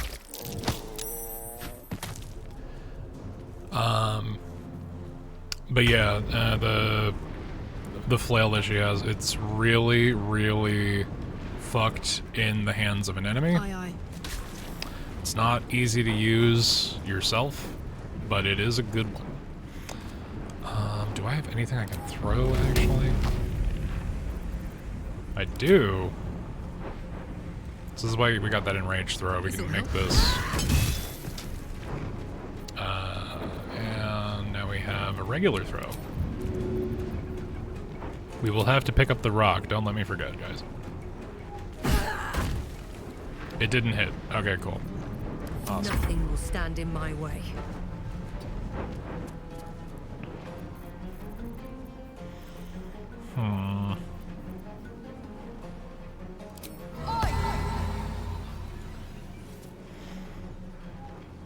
Yeah, no, let's actually take advantage of this.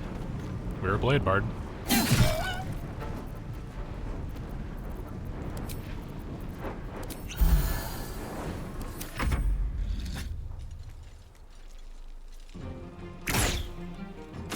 Hey.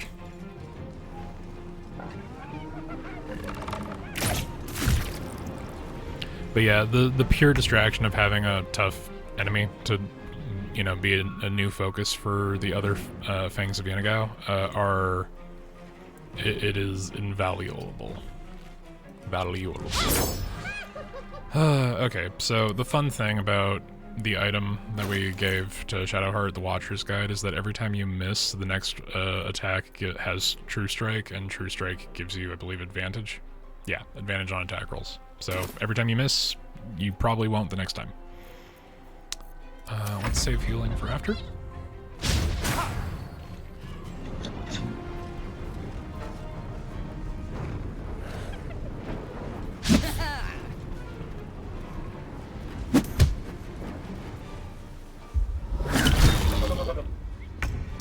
We didn't want that fighting us, right? Flint is kinda nuts. Fuck, alright. What's this? Yeah, let's have Garlic go over there. Show him.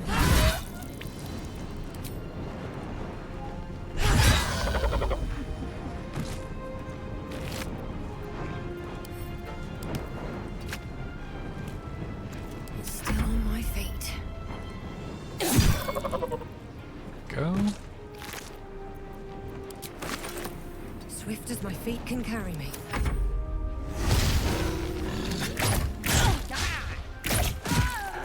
Well, that's not good. That's actually really bad. We need to have our main character up, or else they will target someone who is not proficient in charisma. Take your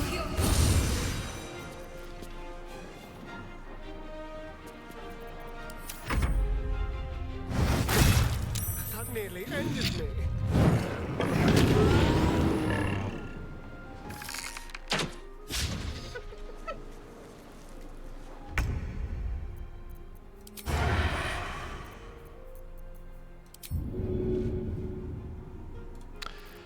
Soul numbed is bullshit, and let's just go for the stab. There we go. I smell blood. Hello?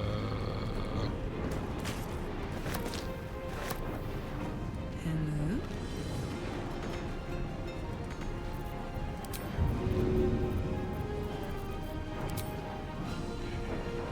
yep. My little trick. Good shit for Karlak. Can't even catch my breath. Light on my feet. So, also, the other thing to keep in mind with barbarians is that, oop, you know what, I'm flattered, bot, that you exist, because it means I'm doing something right. And fucking, where is my ban option? What the fuck?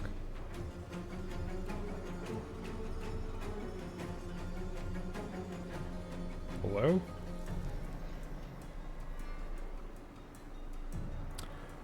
Sorry, y'all. Let me just open up Oh, I'm dropping frames like crazy too. Let's take a slight shift and break. Let OBS contain itself while I get back to the chat and ban this bot.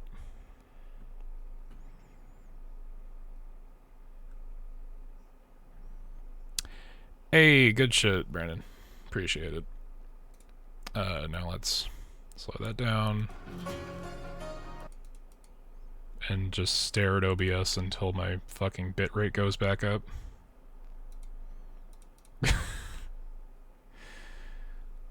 Okay. Alright. Well, as long as it's the active thing on screen, fuck it. We'll drink another potion. Why not?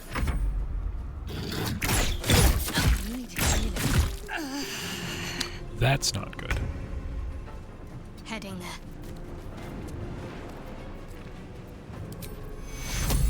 Problematic, even. Take two.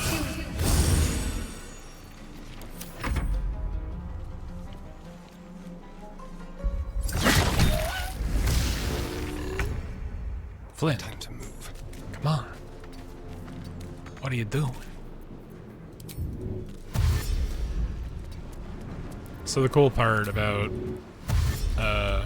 going Feeth with Starion is that you can cunning action dash twice, so I still have my sneak attack action.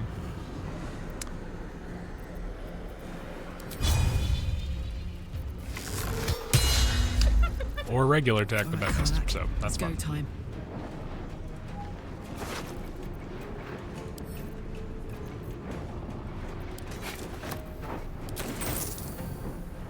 There were a set of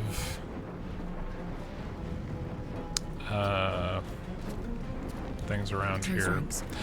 So Karlach, being a low-level barbarian, actually needs to either take damage or inflict damage before the end of turn. Otherwise... Sure, if it'll work. I'm gonna throw an apple. Cool. Come on. Can't stay idle. So you'll notice that did no damage. Oh shit, yeah. Fuck it.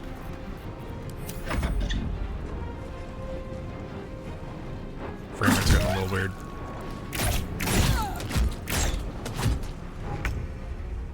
Moving. It's like the game knows what I'm trying to do.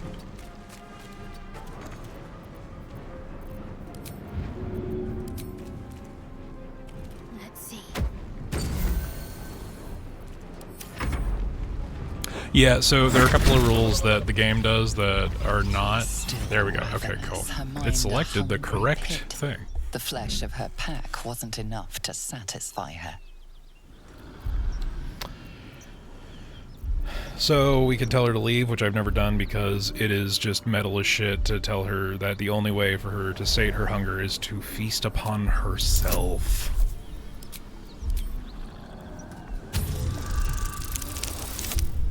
Although it's not even a charisma check, it's a wisdom check. Because it's a mental command. Yeah, I need to give Karlach some things to throw, but the cool thing... Her tadpole responds, thrashing violently, and the fragile tissue of her brain tears and splits. You taste the blood in her throat, feel it pooling in the cavity of her skull. But she still resists. You have to do it twice. And because we don't want to repeat this. So this is the bit that makes honor mode challenging, is like, oh hey, if you fail this, you're gonna die. So don't fail. Except we did, so maybe, perhaps... I do have inspiration, I'll just do that. Because loading the save is annoying. There we go. Your tadpole wriggles, contented, as she tears out her own throat. You should search that corpse. But first, these two are gonna come and say hi. You're a sweet sight. Are any of my crew still alive out there? Nope. This whole journey's been one grim sight after another. Gnolls, goblins, drow. Risen Road's more dangerous than ever. You're the first friendly face we've seen since Eltergard. We're bound for Baldur's Gate. Got some cargo to deliver. But we've a stop to make along the way. Maybe I should come so you don't get waylaid again. Thanks, but that won't be necessary. We'll find help at Joaquin's Rest. Listen, you look like you know how to handle yourself. You should meet my associates. We've got our own drinking spot by the tavern. Invitation only. Tell the fellow on the door. Little Serpent, Long Shadow. He'll take good care of you.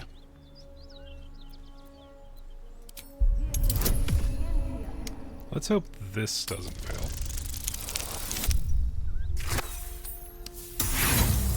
Okay, so we're burning the other inspiration. Got it. Yeah, there we go. Shame we lost so many agents. But the chest is all that matters. Zaris would have our hides if we lost it. It's not hospitality I want, it's coin.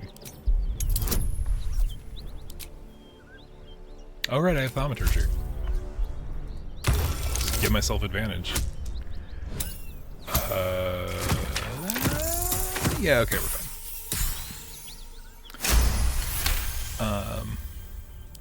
Of course. I was just about to suggest the same thing. Okay, so we go over to Flint. Path lies before me. So this item, the Shattered Flail, a version of it exists in 5e. It's the like the chosen weapon of people who represent Inigo, or the Fangs of Inigo. It's a flail that inflicts madness and can paralyze upon hit, which if you are paralyzed and someone makes an attack on you, not only do they get advantage, but if they hit you, it is a automatic crit. So we're just going to give a couple of throwable things to Karlach. No reason in particular. Oh, we're really close. Shit. Okay. I think... okay, there are a couple of fights we can do. And you're like, Connor, why are you grabbing all of these gnoll ears? And it's because they're a usable resource that are pretty good for making speed potions. What does it mean? Which will be relevant later. Come on, let's go. But there was something that did happen. You noticed that even though we threw a apple that did no damage at that last gnoll, that Karlach's enraged throw knocked it down because it hit. Yeah, so that's the benefit of the enraged throw of the Berserker. And we're going to use that aspect for the remainder of her build, should we choose to actively have her in the party. But I haven't actually made the decision yet.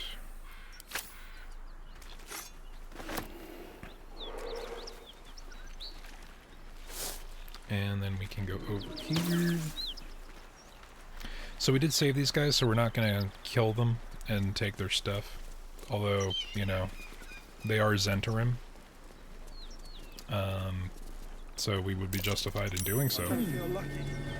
But this chest will be important later. That's lucky. Looks empty. But there is stuff to send back to camp up here.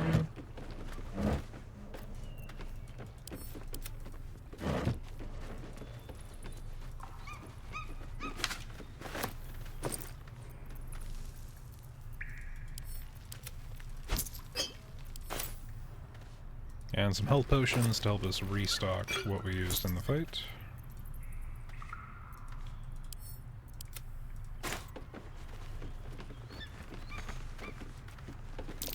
Trap. Be cautious.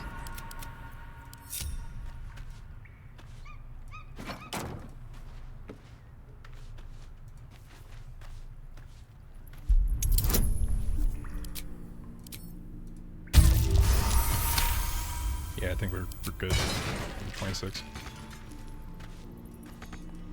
I think that the chest is also trapped. I don't remember.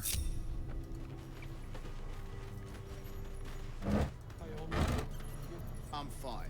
And so's the chest, more importantly.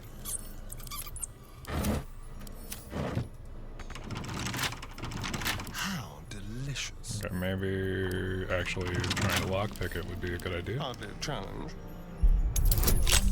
The rest of our crew's off digested, and you're still alive. That's lucky. And these are barbarian gloves. We can give those to Karlak. They will benefit no one else. Except maybe Gale, if he gets hungry enough. Shouldn't have wished to live in more interesting times. Have to keep going. But yeah, scrounging. It's what you do as a low-level adventurer in a D&D game. Well, we are all on like the verge of death, so let's use our other short rest. I can keep going a little longer now. And that will, you know, nah, I also picked the wrong spot. I wasn't gonna damage anybody. But Asterion should get a nice little potion, because it's the next fight that's actually really difficult. Got a long road ahead. Should mind my step. I'd like to kill these paladins because Karlak will not actually talk to us until we do. The rest of our crew's off digested, and you're still alive. That's lucky.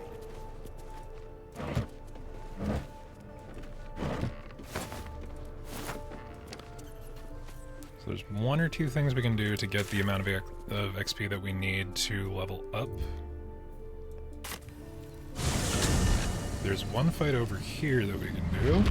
That doesn't really do much.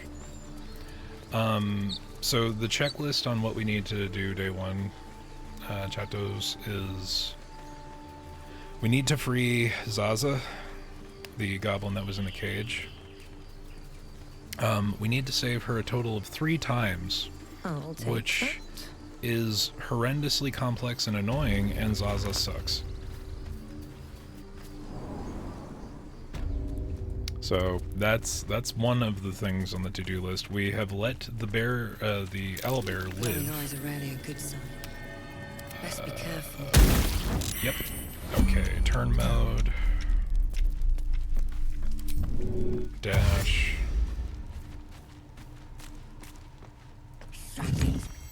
Okay. The runes turn off the defensive statues.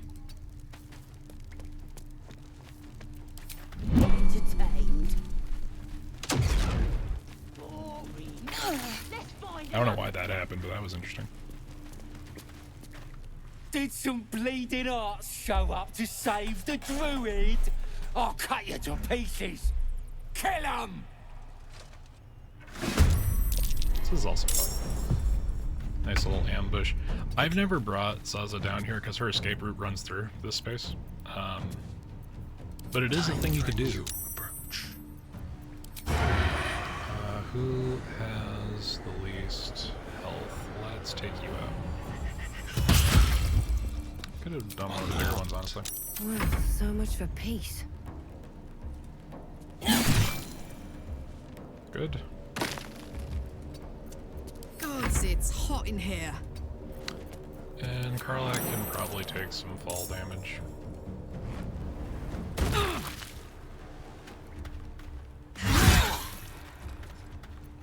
Almost. Fast. Might as well take a look. Now let's hope it doesn't have a good big stare.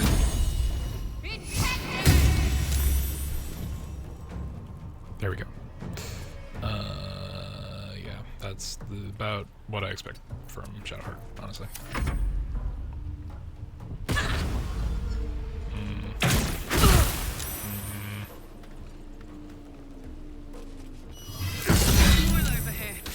Yo, okay, that was a big hit.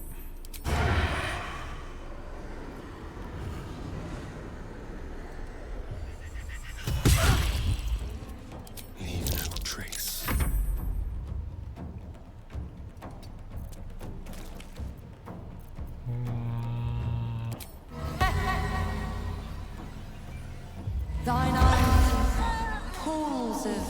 tepid piss. So beat from today, I barely did anything. Yeah, I'm right there with you, honestly. I had a much bigger to-do list today, and Breathe deep and move. I did what I could, you know?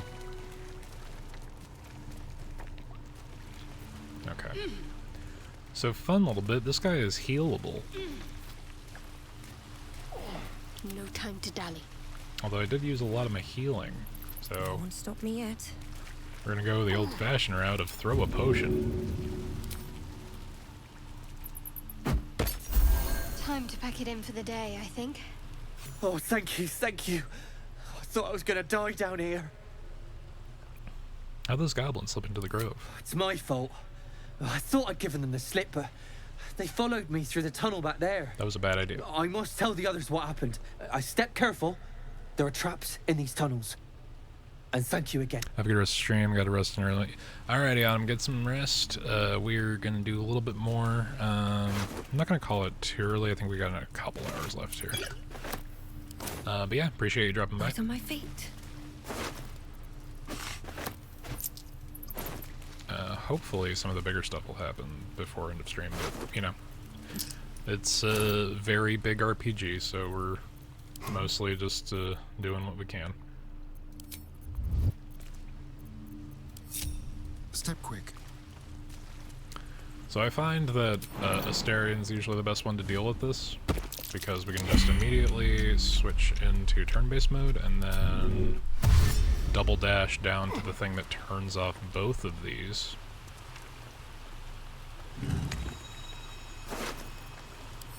Send that over.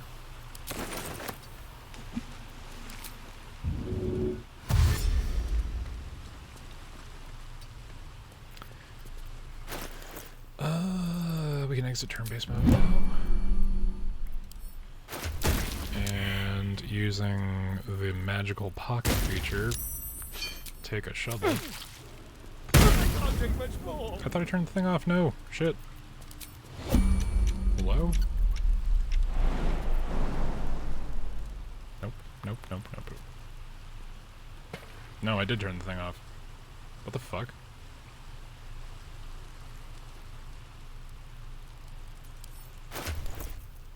Okay, I have to take that there. Ugh, I have to manually put it into my goddamn inventory.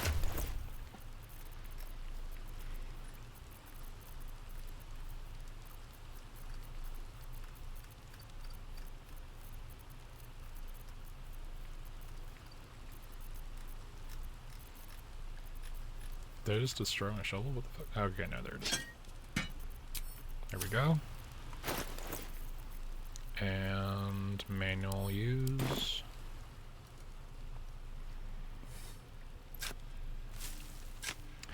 Asterian's just chilling at 1 health quite a lot so far this playthrough. Send those to Nyx and then take the fire thing, get out of turn-based mode. Oh no! Okay, re-enter turn-based mode, shit. I'm ready. I must keep going.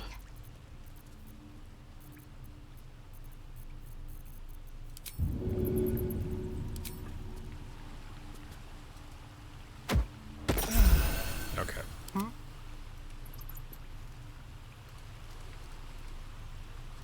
So that was something. All's well that ends. Not as bad as it could have. Don't burn yourself. What is it? Okay, I think we can safely go I out. will ever believe this.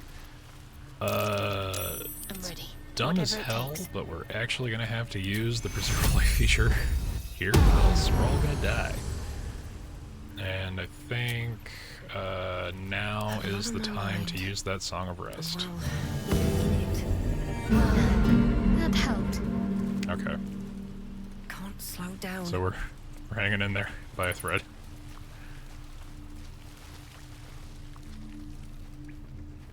But yeah, I think getting I'll give it a Zaza shot. out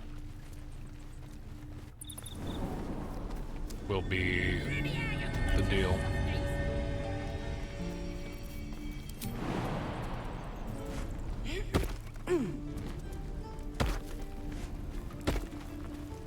So we just gotta close the store over here. It's fine. Don't worry about it. You're gonna be... Ain't sure. They're gonna burn this pretty place for the glory of the Absolute and hang you by your guts. I saved your life. Show some gratitude. They'll peel your face off and nail it to a wall. I ain't scared of some god. Stick a dozen arrows in me and Priestess Gut'd still patch me up. Got a whole lab set up. Cooks up potions that fix our lads, no matter how much of a beating they take. Could probably stick your head back on if someone was to chop it off. Mighty booyog. I wonder how she feels about trepanning. Well, I'd certainly like to meet her. Get me out of here, and I'll tell you where to find her. Deal? Yeah. Then hurry up and do it. My tribe ain't as friendly as I am. Oh, you thieves are Someone there? boring. Even your cages are boring. So, who can see through the door? Hello?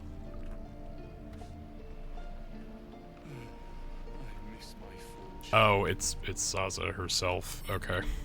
Never mind. I'm gonna bite the heads off your kids, and your birdies, and your dogs. Still alive. So that's progress. Ready to go meet my tribe? Just say the word. Follow me. Happily. Lead the way. Karlak's not a fan of this yet again, but I need to do this, so it is what it is.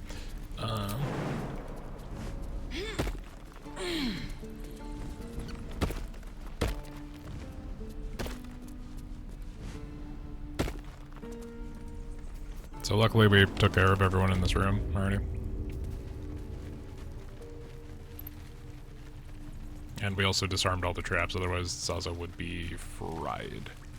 It is still a muddy area, so it'll take like 5 seconds, but we're getting there.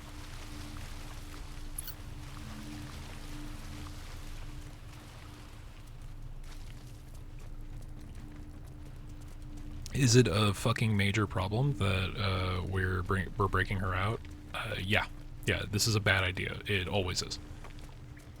Because this forces an interaction that I don't want to deal with, but I have to now.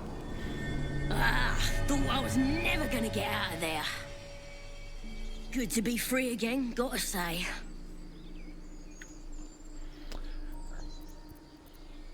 You made a promise, remember? Never break a promise, unless there's something in it for me. I'll introduce you to my whole tribe and put in a good word for you. See you at the camp. Okay, so she's running off. And actually, while we're here, there's a fun little interaction that we can do. I'm seeing if there's like a little, because we're scraping distance away from leveling up. Yeah, we need 44 XP.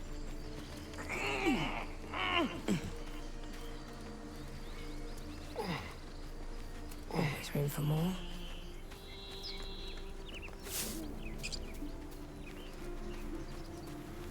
Because when we get to level 4, I mentioned it earlier, but when we get to level 4 is the first level when leveling up a D&D character that you get an ASI, also known as aside from the obvious. Ability score increase. So that is when you can affect your stats or take a feat, which, depending on what feat you take, might also affect your stats. And here is one of the most important items in the early game. Silver Pendant gives the ability to cast guidance. So even if you're playing a non-caster, you can just have guidance.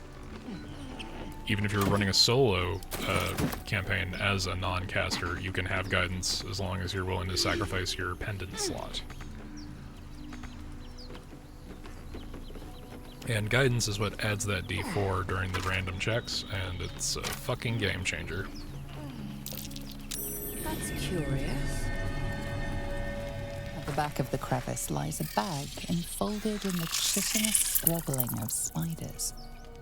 A shiny gold coin pokes from its mouth. So I'm not particularly great with nature. Hello? Alright, I thought I was gonna get guidance, but don't need it. I don't know where the fuck Shadowheart is. The creatures clutch the pouch possessively. Let's actually correct this right now. Hey, Shadowheart, be within 5 feet so that you can cast guidance. Thank you. Soothe the spiders with a calming lullaby. Your voice draws their attention.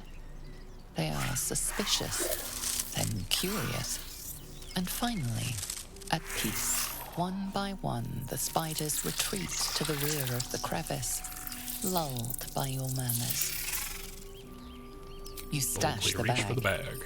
Something clinks among the coins. Time to press ahead. We received a pouch, and inside that pouch is a spider egg sac. So this is a throwable. This is the only place in the game it pops up. And if you throw it on the ground, 4 little baby spiders will hop out of your inventory and be commandable in battle until the end of a long rest. So it's fun just to have a couple of little distractionary ads on your side. That was 2 experience. I might have to go start a fight with something, but it's fine. Oh, you know what? I think there's a fun little interaction that I can have as a bard with the other bard that should have been the bard in the party during the game. See. Alfira. She's over here. I don't think we had that particular deal go down.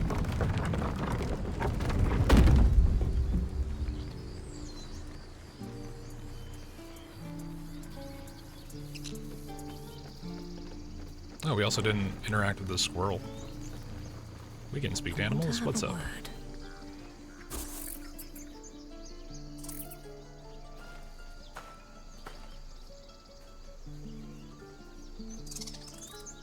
Coding overloaded. I really need to get a better preset. Get out! The squirrel lunges at your foot and bites it. What was that for?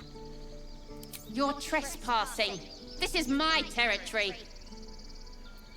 So there's a interesting thing. If you play the Dark Urge here, we're not playing the Dark Urge. Let me pass, or I'll spread word about this wonderful patch of land ripe for the taking.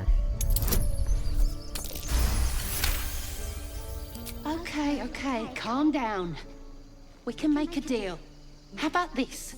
You can stay if you keep those ugly feet on the ground. I'll even sweeten the pot. Found some weird smelling stuff on the ground.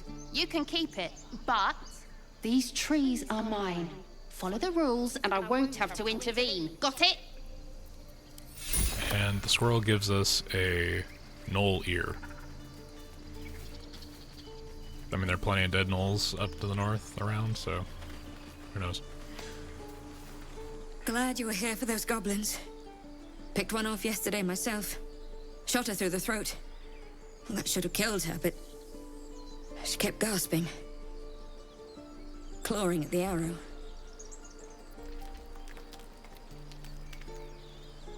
Taking life always has a cost. You have to feel it or you'll lose who you are. I had the same thought. And it's just going to keep happening. Also, you copied my tattoo, so fuck you.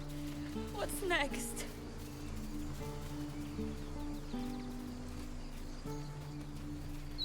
Okay, we already did do the Bugbear Assassin, but we can go and talk to Alfira, who, I swear to God, should have been a party member. And just isn't. Easy way would be this way, I think. Won't budge. Right, I don't think we actually went down to the grove yet. Did we? I feel like we might have.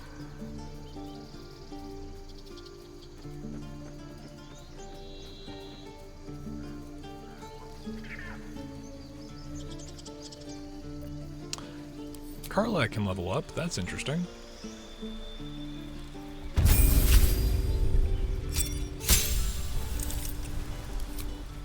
So this is an interesting thing, because I feel like right now there's a couple things we can do.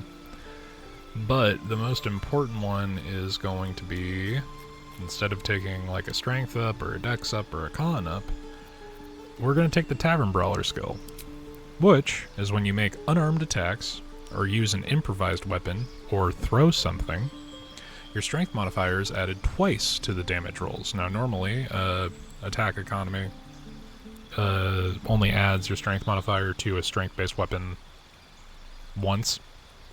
This doubles up on that, and adds up the additional thing that we'll find later.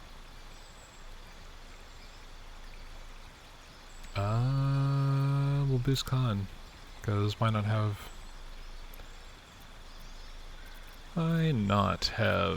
Karlak at 18 Constitution, actually.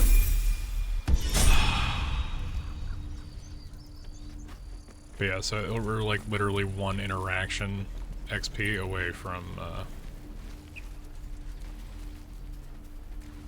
things. Things and stuff, even. What if I do? He stares right past you, as if you're invisible. Or... He's still staring right past you. I don't think we went down. We didn't go down. I'm thinking of the playthrough I was doing right before this. Oh, we haven't even talked to them yet, have we? Hold out your hand, lady. Let me show you something.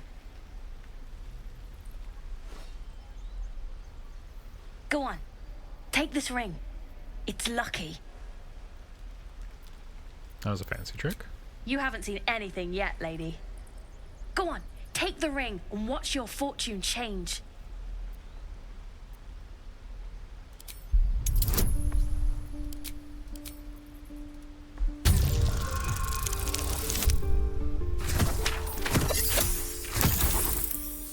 Okay, see, guidance saved us there.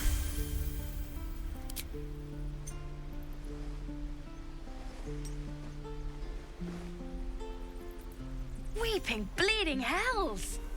Okay, maybe you don't need extra luck. But since you're already holding the thing, call it. Heads or tails?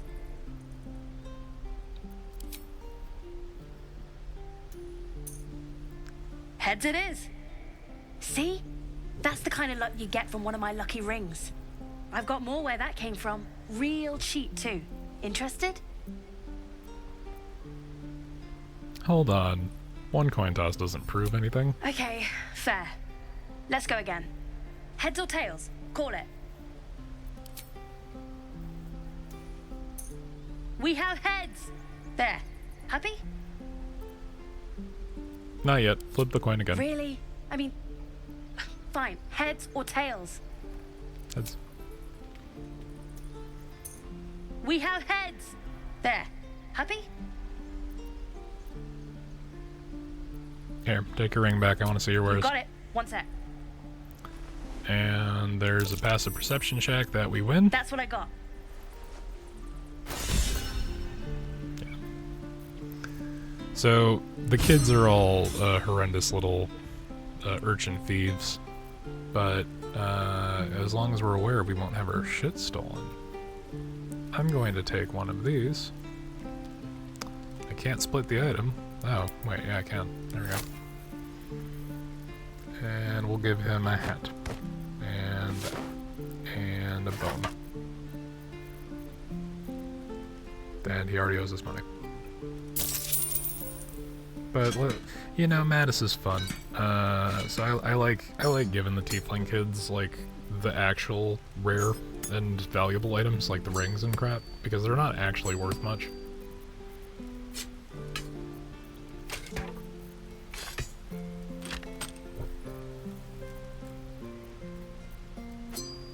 And it's not worth bringing Will in just to screw around with their inventory. There's not really anything in there yet. See, because he has the, there's a lot of fun things in here. So there are D&D magical items based off of magic rings. But Mattis here has accumulated many of them, or he'd like you to think, because they're all fucking shams.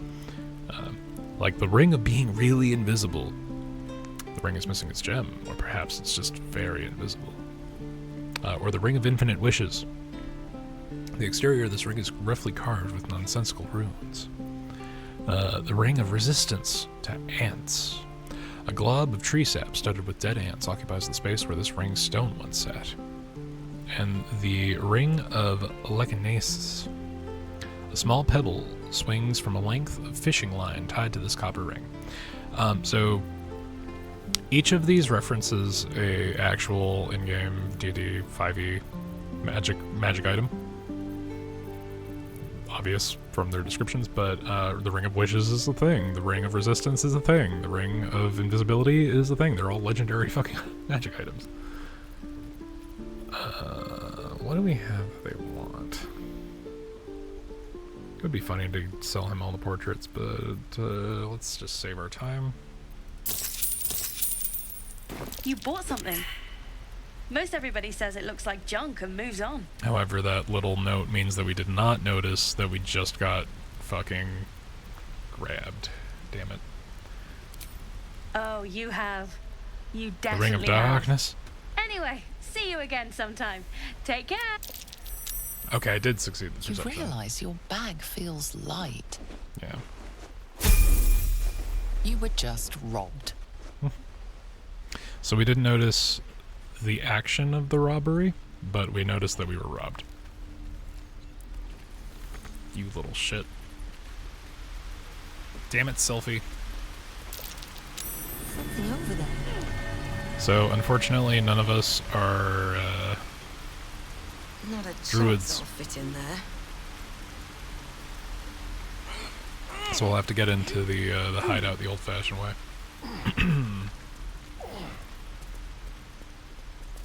Please, let us through. Let my daughter go right now! She's a thief, hellspawn, and you will wait for Corpus Just start judgment. blasting. Now get back! Not yet, not this playthrough. Let me through, Ragrashev, or I'll rip your damn throat out!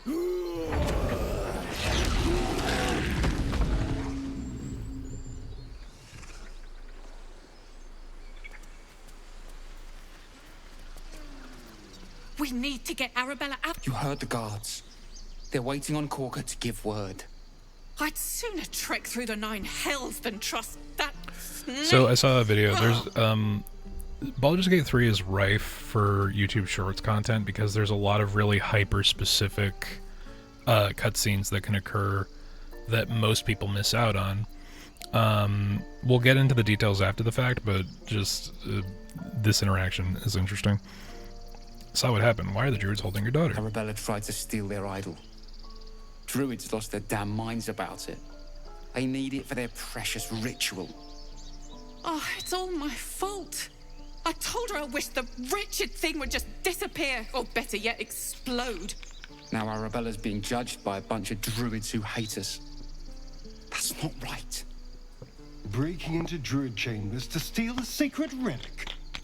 Oh, she sounds like fun.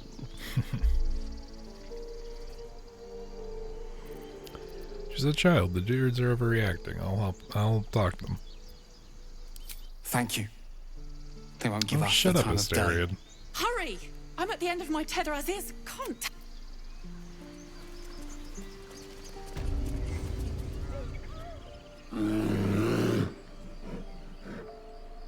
Carl Magrin, give her a chance. You, step back. Go join the other tieflings. Bitch, I'm not just any tiefling. If it weren't for me, you'd be overrun by goblins now. I'll go where I please. Keep back. Force my hand and I'll show you its claws. A moment, Giona. What? Oh, I understand. You. Apparently Korga wants to see you. Go ahead. But more importantly, there's another character over here that's important.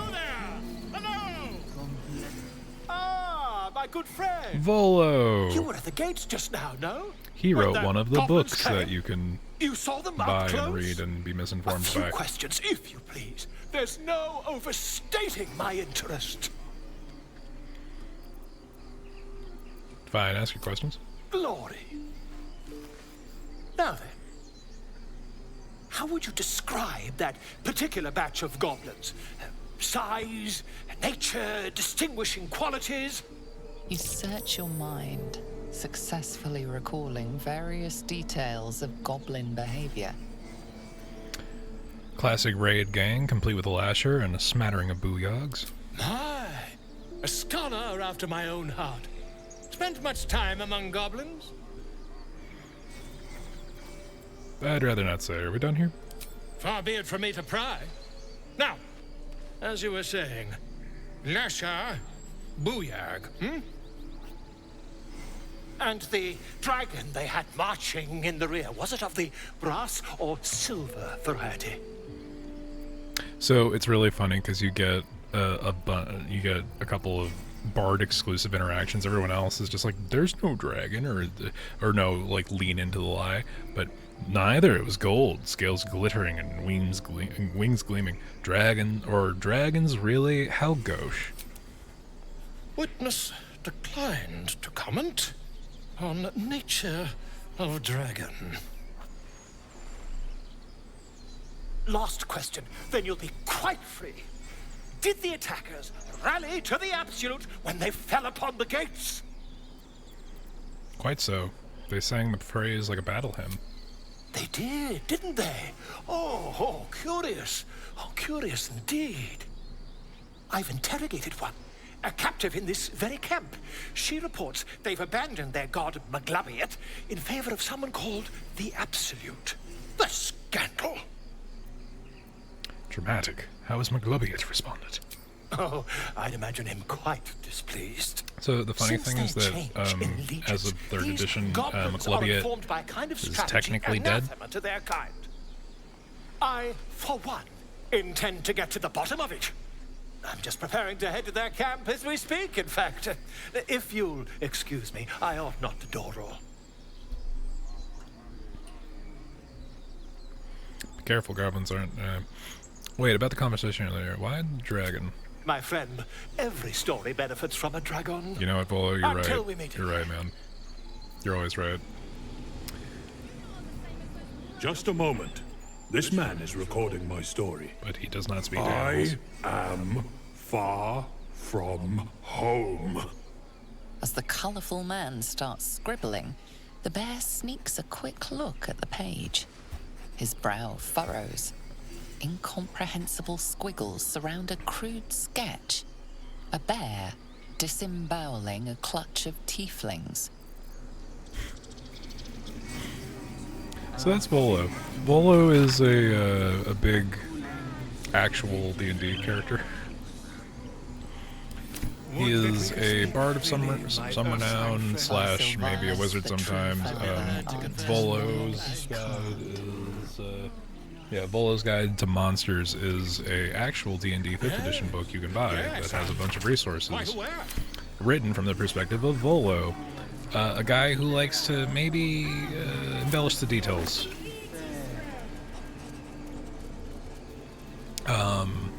He's fun. So Volo is interesting because he's like over 100 years old at this point. And nobody knows why he's still around. Like, they know that he's capable of some degree of magic. Not now. Places to be. Where are you going? To find housing. There's not a moment to lose. Speak. And the fact that he's in the game is very fun. Looking for a healer. Can you help me narrow stuff? What were you saying to the bird, knows. actually? She needs to know. You do not. Not with the other tieflings, if that's what worries you. Racist. Forgive me. I don't fear your blood, tiefling. I fear my brethren. More follow So a lot of Polka people every were day. mentioning when the They game are first came out afraid, that and she offers a simple solution. there was like a huge surge in people Eject the playing tiefling because of refugees how and we will be much safe. of the early game has species exclusive dialogue for them, because the druids are just a smidge racist. I think they're second only to Drow. Drow have a lot more consistent race-exclusive dialogue. Check the refugees and we'll be safe. Sounds like she has to be stopped. How would we do that? A druid and an outsider. We can do nothing without turning the others against us. Only Master Halsin can stop this. I pray my bird returns with news of him. If not, I fear for everyone here.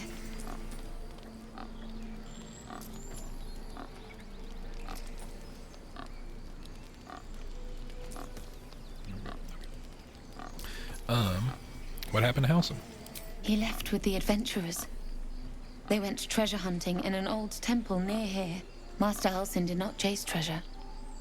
I do not know what he was chasing, but he never returned. Shouldn't the ritual protect the grove? You're not helping the others prepare it. The ritual is Korga's decision, but she is not our leader. Master Halsin welcomed the refugees in. I wait for him to resolve this. Okay. Let's see.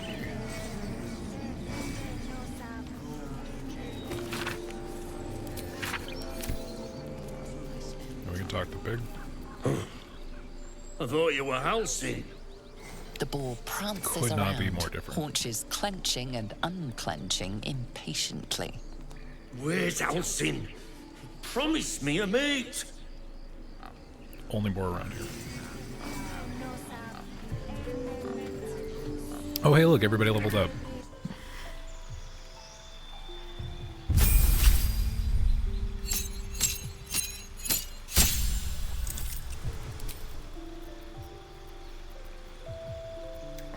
See, because Friends is usually pretty good, but we're in the difficulty that it will eventually make whoever we cast it on hostile. So it's a little less than great. Never really taken Mage Hand, so let's take that. Alright. Heat Metal is what we're gonna pick this time around. And we have our first feat. For this character, I believe Actor is the only... yeah, this buffs Charisma by 1. Actor is the only feat that can boost Charisma, aside from taking a traditional ability score increase. So when you do take an ability score increase, certain feat, you have the option to take the regular score increase, which is 2 points in any stat, or 1 in any stat, but it's a question as to why you do that if you have even numbers. Or you can take stuff that gives you more abilities, like, for example, Spell Sniper. You don't get a stat benefit, but with Spell Sniper you get a free cantrip, which can be very useful. And critical hits hit on a 19. That's unique to this version of Spell Sniper. But this applies across the board. There aren't a lot of 2-hit things, and we're also a Swords Bard, so it does not matter. In this particular instance... oh, I guess Performer... yeah, Performer can increase Charisma. But all it does is you gain musical instrument proficiency, and we're a Bard, we start off with that. Let's see... Commercial Adept would be interesting. Mage Slayer would be funny. Lucky is for later. Lightly Armored could be good, but not on this character. I think the safe choice is just to buff our primary spell stat. It's also what allows us to learn a limit of spells, so that'll increase. I think we'll get access to more stuff later on. But also, because we're a charisma-heavy character, we're gonna have a higher chance of successfully lying, or persuading, or intimidating.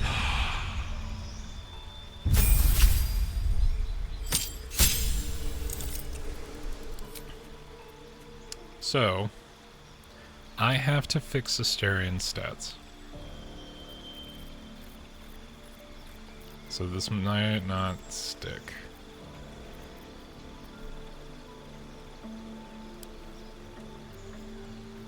I think for now we're going to go with an ASI boost, push him 18, and push intelligence up 1. Because that'll make those numbers even. I will correct this later.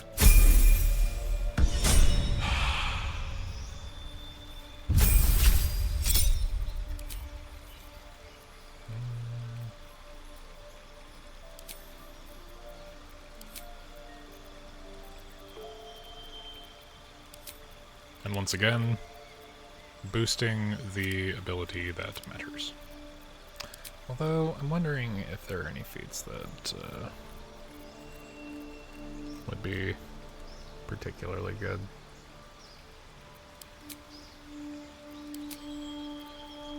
Oh, you know what? I know exactly what we're going to do. We are going to put a point into Wisdom, and then we're going to put a point into Constitution.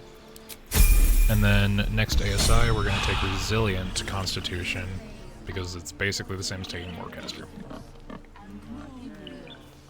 With the exception of all the other benefits Warcaster comes with.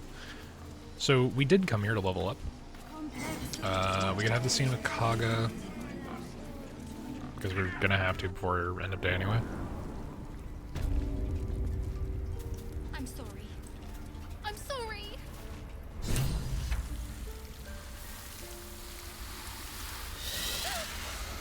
Please. I'm sorry. This is madness, Korga. She's just a... A what, Wrath? A thief? A poison? A threat? I will imprison the devil, and I will cast out the rest. Faith poison, what's the girl's actual crime? Girl? You mean parasite. She eats our food, drinks our water, then steals our most holy idol in thanks. Wrath, lock her up. She remains here until the rite is complete. And keep still, devil. Tila is restless. Come, Korga. We took back the idol. Surely... Do it. Tiefling nature. Don't druids share it? It's interesting. I guess you'd get access to this as a tiefling. Anyway. You'd get access to this particular thing from a couple of different things.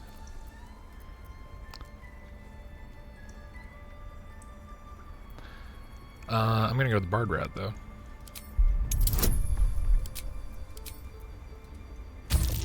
Sylvanus was more concerned with nobly sown seeds than punishing children, was he not? The words of the Tree Father, spoken plain.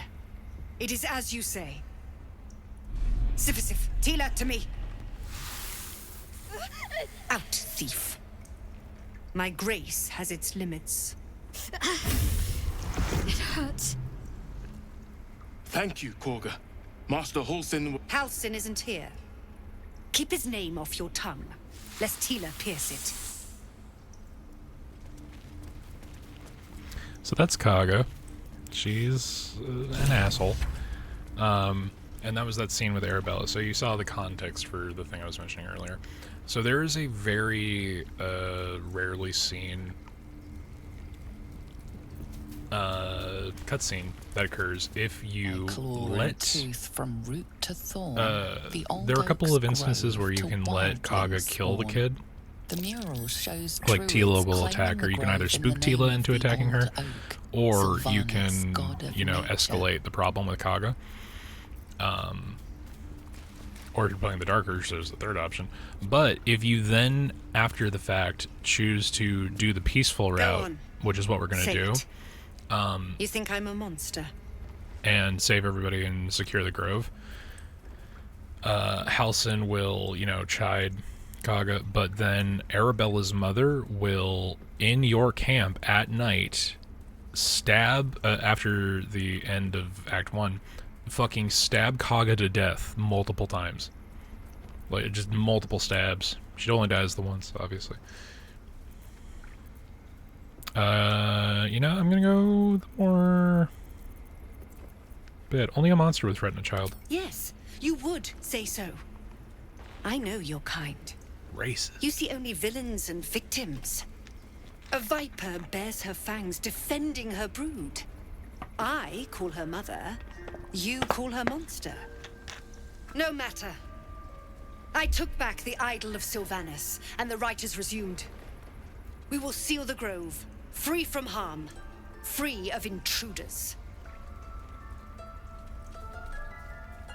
Zevlor believes his people will perish on the road. And mine perish if he stays. You showed great mettle at the gate. The mettle of a skilled sword for hire. I want you to provide your services to Zevlor. Offer to guide the Outlanders out of the grove. I'm sure they'll reward you well. They're to be gone before final prayer. If they are not, the Viper must strike. Seems I'd best speak to You will Zevlor. do more than speak. This tale ends but one way. With the Outlander rot cleansed, and the grove forever shrouded.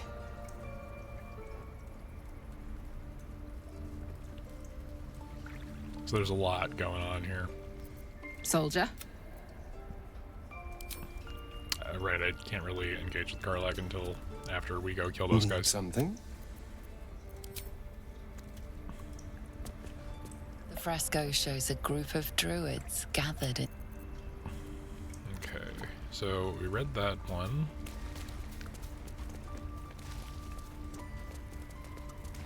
That mural, they look like... In darkest hour, a concord made, twixt harp and wild against the shade.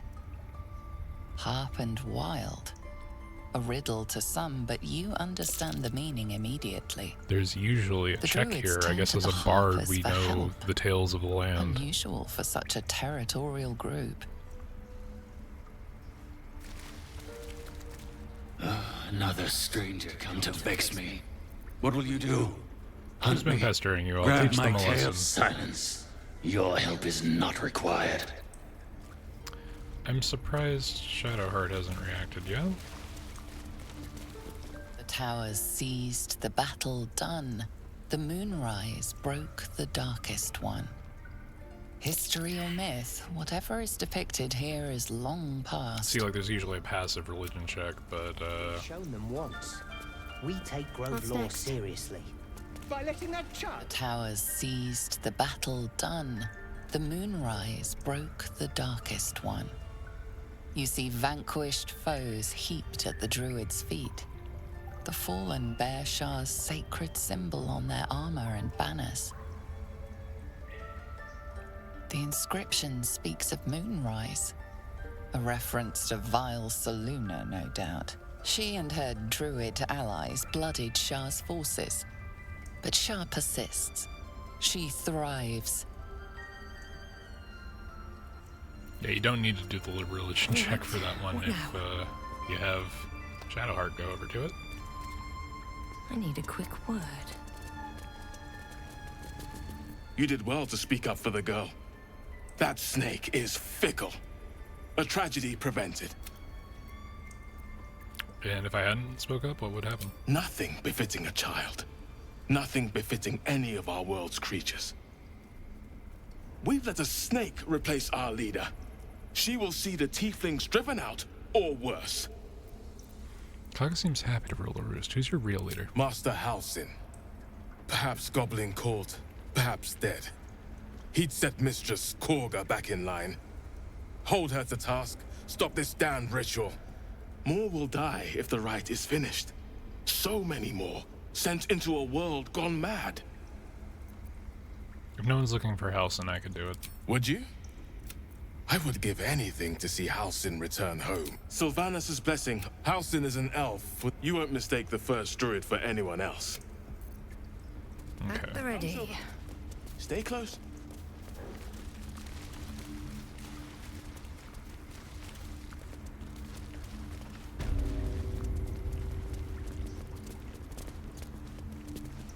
I see you.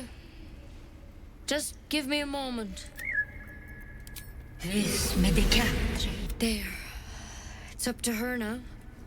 Life or death. Now, what was it you needed? You're looking for Nettie? You found her, but I still don't know what she can do for you. Healing, if you could. Come here. Let's have a look at you. You seem healthy enough. A bit tired around the eyes, maybe. There's not really a good way of putting this. I have a tadpole in my head. A tadpole? A mind flayer tadpole? You know of them? Can you help me? I'll do what I can. Come, follow me. I might be able to help. Also, the Divinity Original Sin 2 party has portraits hidden throughout the whole of Act 1. There's the portrait of Lucy. And that's why it's also the only thing in here that can't be stolen. Or is not stealable for taking. This one had the same problem as you. Attacked us in the woods together with some goblins. Tadpole crawled out of his head soon after. The Drow and I have the same kind of parasite? Seems so. Gave Master Halsin a right start.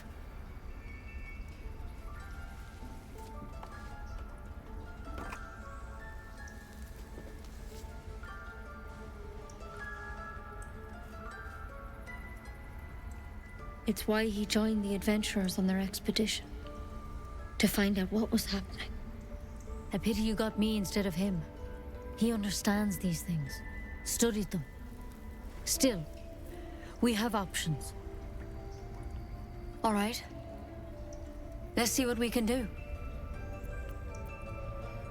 What's the plan? Will it help? She shifts uneasily, hesitating.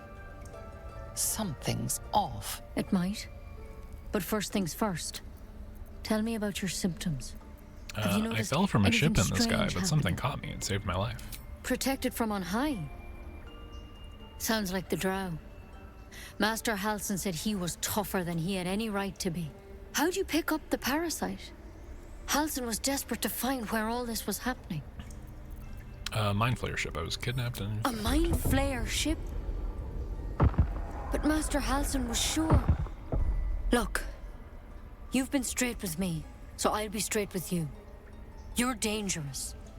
If you transform here, we're all dead. But you seem like a good soul. You deserve a chance to save yourself. This is a vial of wyvern poison. Swear to me, you'll swallow it if you feel any symptoms. Well, you could cure me. What about that branch of yours? The thorn? Coated in a fatal toxin. It was a last resort, in case I couldn't trust you. I don't have a cure. Only a way out. I'm sorry for misleading you, but I had to be sure you weren't a threat before I told you everything. Now, do I have your word or not? I mean, shit, I guess. Swear it. I hope it doesn't come to that, but yeah, it's an annoying thing. I want the free bottle of poison, but nobody likes I've the spent fact my that we life say we're treating willing to folk kill ourselves. and never once saw a mind flayer infection. Then suddenly, there's dozens of you. Maybe more. Master Halsin and I were tracking them, studying them, trying to figure out what the hells was going on. Because you should all be changing. There should be a small army of mind flayers out there. But you're not.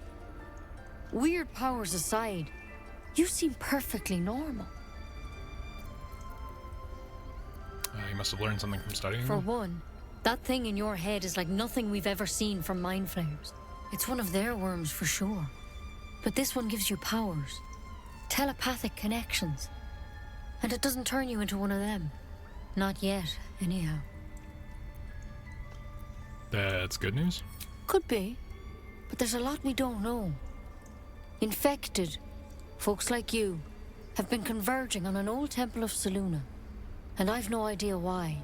When Master Halsin heard the adventurers were heading that way, he saw a chance to get answers. Joined on the spot. Whatever he found there, he didn't make it back.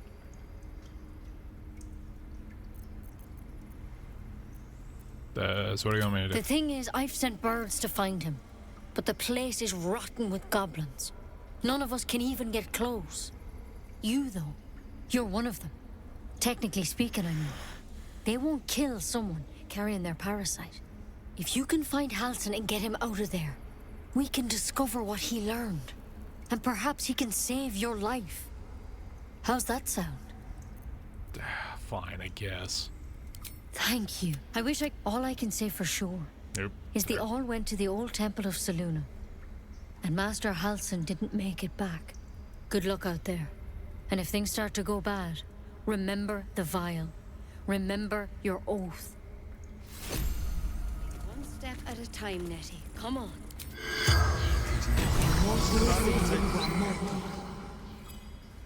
The corpse regards you lifelessly.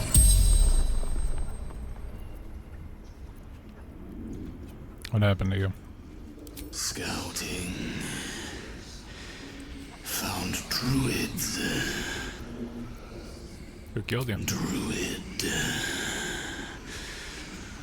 Bear.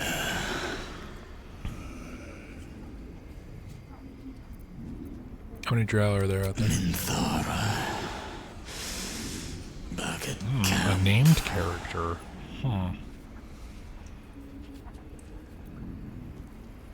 Who are you? Ned Siranis of the Absolute. Where'd you get your tadpole? The corpse remains silent. It doesn't understand the question. The spell's power wanes. You can ask no more questions.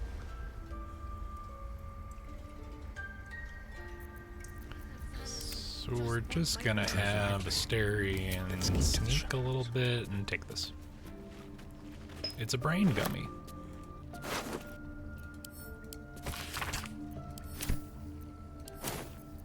Still alive, so that's progress. Looking ahead. Here goes nothing.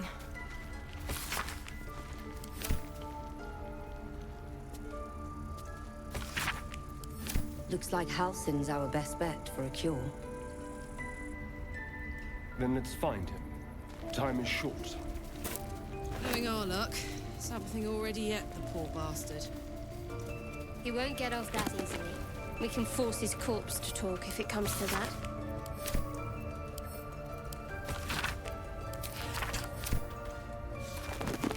So I'm only looking through here because occasionally there will be randomly generated the scrolls. Very well. Like that scroll of color spray, which would have been useful earlier, and the owlbear thing. Might be worth a look. That's curious.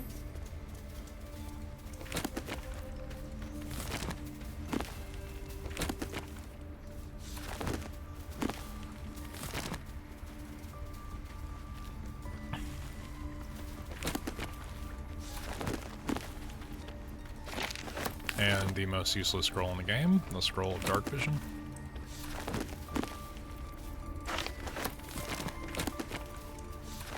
Because I've never played a character that didn't inherently have dark vision or gain it through some other means.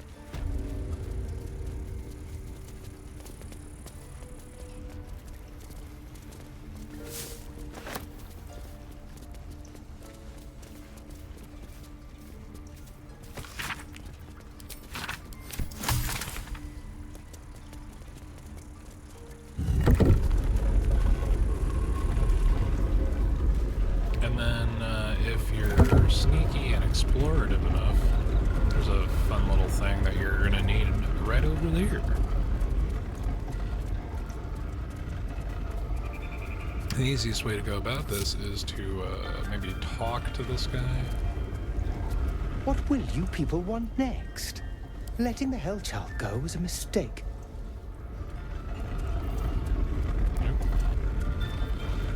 Careful, I might. But, you know, there's just this thing that we need to not have anybody looking at us to take care of.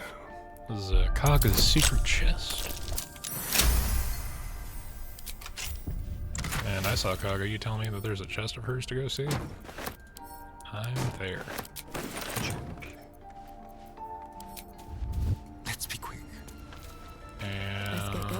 get out of here before anybody starts thinking about, hey, what's that in your pocket?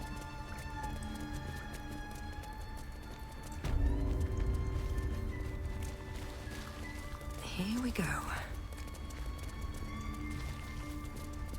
The forest rose with claw and tooth to tear the darkness from its roots.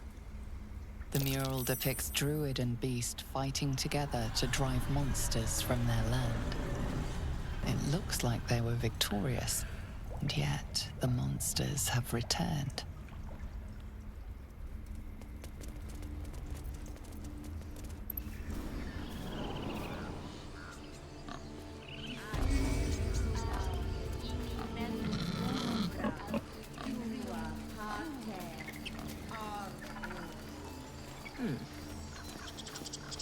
Shh, I'm concentrating. Does this look good? I'd leave it out. Is It's the too coin in the middle? Drink and rest, friend. The song shines forever. Give it a try. He lets out a tentative chirp. Gaining confidence, he starts a song, abandoning his nest-building efforts.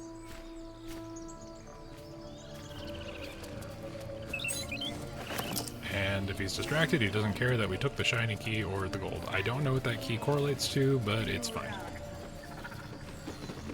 Luckily enough, we still have Speak with Animals up. I'm sleeping.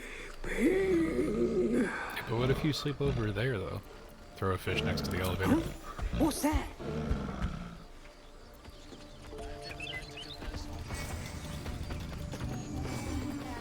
So there is actually one more fight we should probably go take care of before this long rest. Quite aware.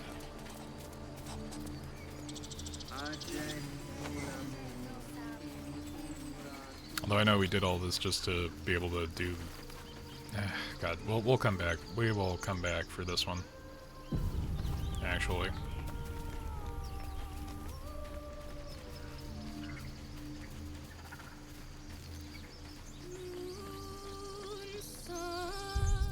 I need to make these checks. I don't know how much inspiration I actually have. So we're just gonna... just to make sure. It hurts! It hurts! Please, make it stop! Shh, you're ruining the song. Don't you think it's awful? We'll save you, poor soul. The critters start a duet of their own, attempting to drown out the bard's music. They look at you expectantly.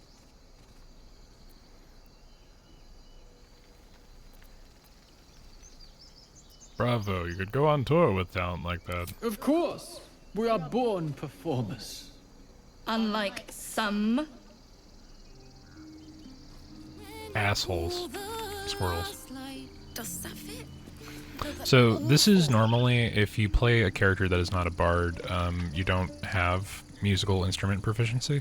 If you're a bard, you have that baseline. That's what being a bard is.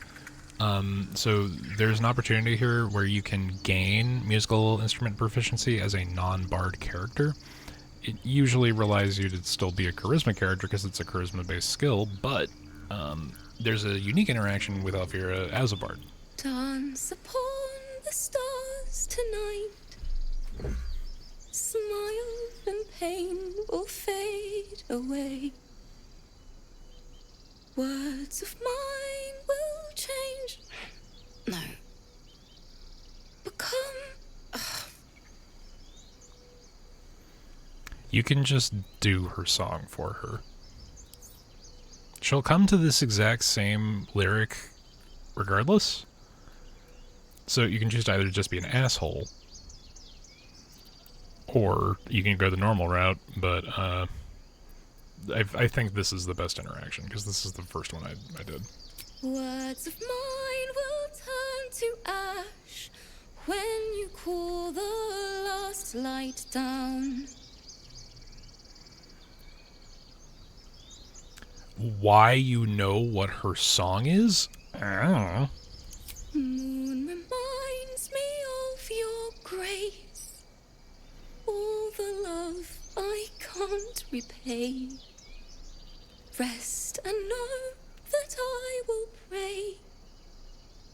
Farewell, my dear old friend. Wait, that's it! I mean, I know that we have a brain worm that allows us to literally read people's minds, but that's not what we did. It's just like, no, as a bard, inherently, this would be the best lyric, and I'm going to just impose it upon you as opposed to letting you come to a natural conclusion yourself.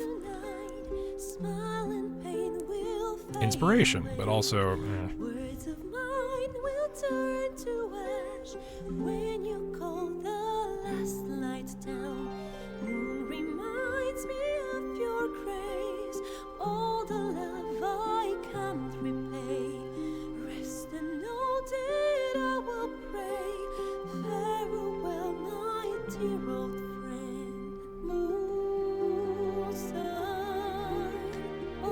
I really do enjoy Alfira's deal. I really wish she was a full-fledged party member. There is a unique instance in a Dark Urge playthrough where you can recruit Alfira in the camp for a single night. But yeah, it's weird. The party composition for the regular game is kind of weird, considering how many people you can get. You can get up to 11 party members. There are 12 playable classes in the game. Because, goddamn, do you want to be the one to explain Artificer to randoms trying to get into this shit? Nah. But there is like you would think, oh, 11 classes or 11 playable party characters means that there must be one person for each class, and you would think that, but no. You do have baseline, the ability to have, ultimately Tav should be the one holding out, but there's no monk, so it basically forces Tav to be monk, which is what I did for my actual playthrough. My first actual finished playthrough. But yeah, no, there's no bard inherently. Will's a warlock, Shadowheart's a cleric, you have Karlach, who's a barbarian, you have Asterion, who's a rogue. You then get Halsin, if you're a good guy, and he's a druid. He's like a standard druid, he's a Circle of the Moon druid, the most druid you can get.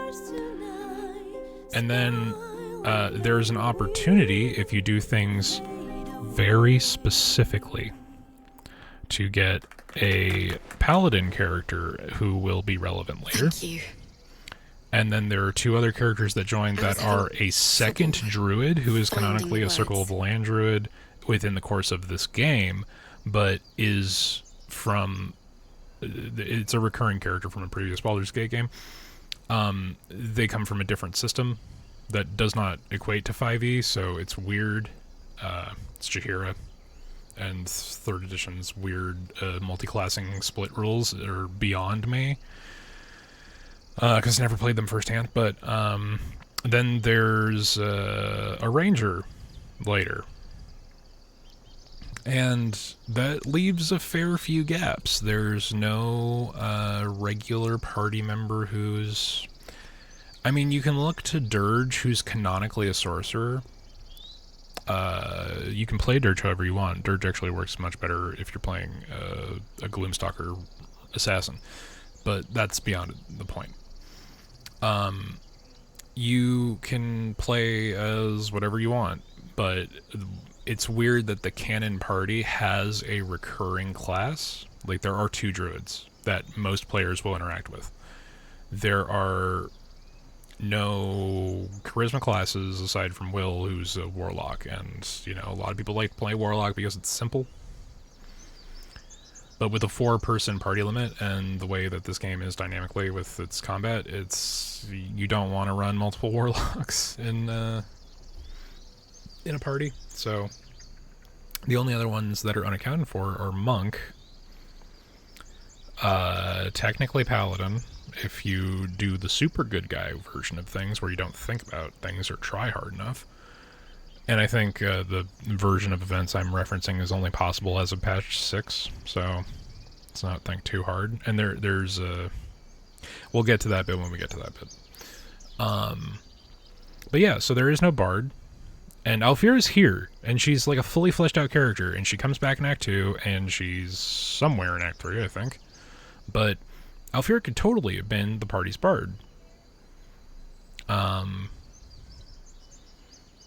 yeah, fucking, it's weird. Not, like, Monk is a weird subclass, and the subclasses that are in this game are also a little strange. Like, they're the standard, but still, it's like, it's hard to fit Monk into a regular party dynamic, because they are kind of multifaceted with the way the game works. High dex, high wisdom means that you aren't going to be doing well for face stuff, but everything else will be fine. And you can pretty much replace Asterion after the right combination of equipment with your dex. Oh, and Lae'zel's a fighter. I almost forgot. And we got Gale, who's the wizard, obviously. But yeah, no bard. And bard's like a staple. So it's bizarre. And I wish Alfira was fully playable. You know, you never know what else is coming in patch 8, maybe. But you're welcome, just keep at it. Or, I guess, more intuitively. Who's the song about? Lihala. My teacher. And friend. Sorry. Damn it. It's alright, let it out. I don't usually. I'm alright. I haven't finished a song since Lihala died. I haven't played at all, if I'm honest. Also, you might notice She was we're playing just her better lute. Alfira. We didn't hear the gnolls coming. There was so much blood. Like, even if you pushed her back to only be recruitable in Act 2, there's no other... There's one other character who's recruitable in Act 2, but, she would have fit. She would have fit right in. I'm sure your teacher would be proud to see you now. She'd yell at me for that meter. And make me play it over and over again. And that's exactly what I'm going to do. Finish the Weeping Dawn. For her. I've a long way to go. But thank you. I needed this.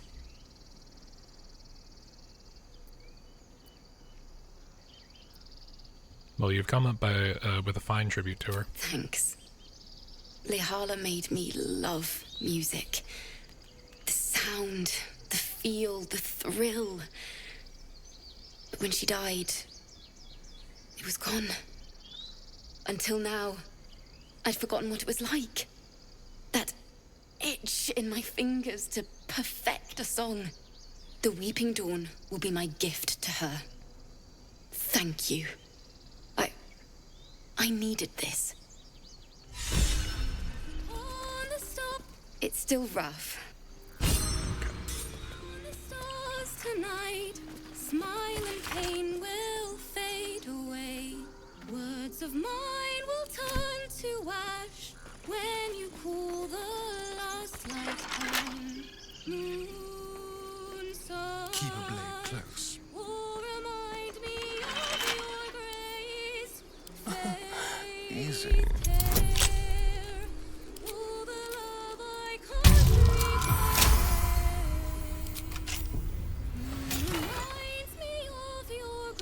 Oh hey, I have a character that this can work with now.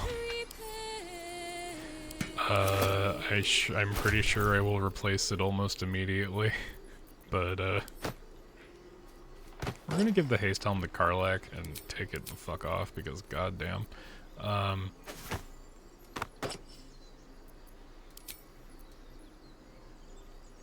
It's very cowboy.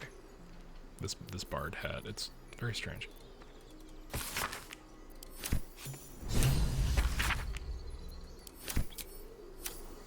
On my way.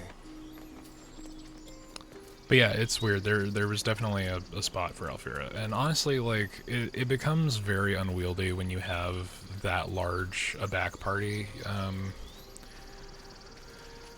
we can go back down to like the actual balance and game design of having this many characters in a game where functionally. Oh, speaking of fucking song,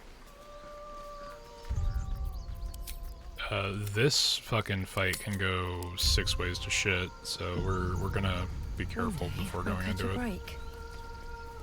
Is someone singing? Oh, it's beautiful. I think that we've come this far, we have to go down there. Hopefully it'll be fine, it'll be fine, it'll be fine. We're getting the most out of Karlach drinking that elixir full giant strength.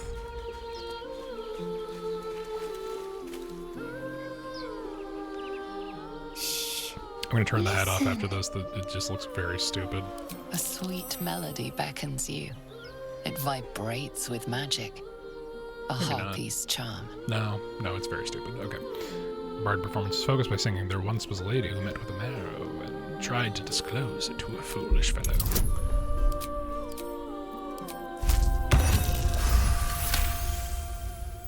The suffocating yearning suddenly fades as the spell breaks. You are free. Bard performance. Our man would not listen. He thought it tall tales until he rubbed up against all of her scales. Good enough.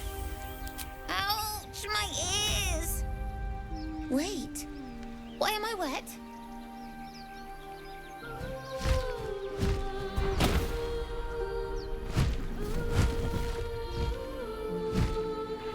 No! He's ours! Kill him! Or they'll kill him! I don't think I've ever gotten them to talk before. Oh no, I lost. I literally in character worked through that whole fucking thing, and then at the end of it, turns out, oh no, I actually didn't pass the saving throw. Fuck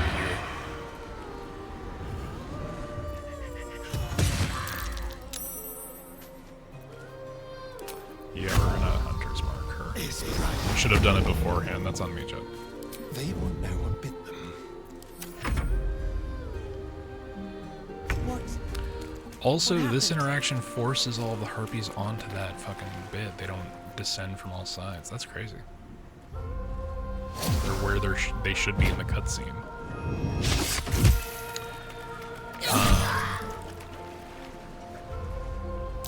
But yeah. Disengage, run away. Get out of here, American. Okay. On my way. I forget, do you have any? You don't have a single scroll in your inventory. Let's see if I have anything I can cast.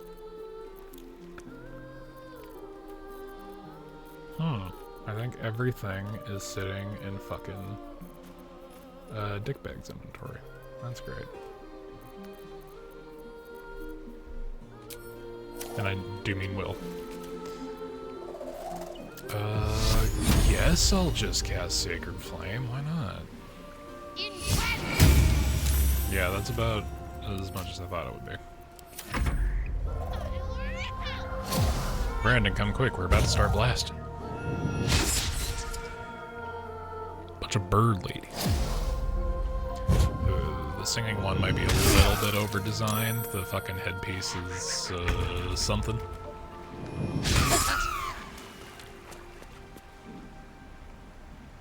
Save, damn it. Nope. Okay, I do have 2, so I'm going to dip in poison. Do I have any poison? What the fuck do you mean I don't have poison? Alright then.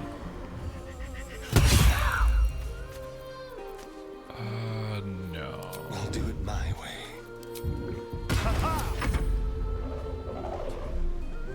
Stay out of my head, this creature. So the funny thing is that Berserker Barbarian actually gets a thing for this in later levels. But, yeah, it's Mindless Rage. You get advantage on saving against charge effects. Run, child!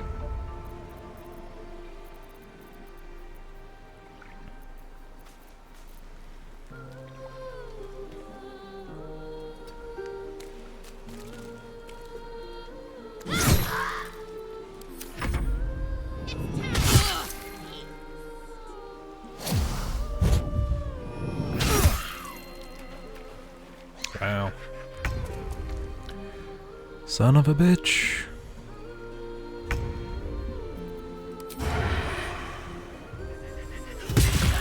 Okay, that's one down.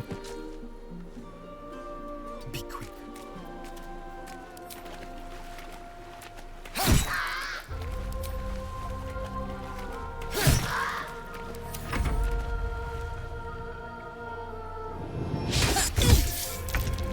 No. Oh shit. Die for this creature. Yeah, now's as good a time as any.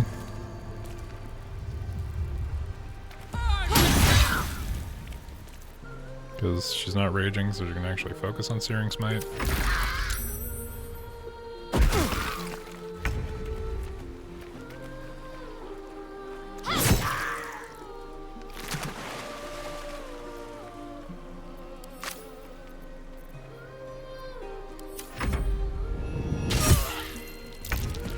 Woof. Big woof.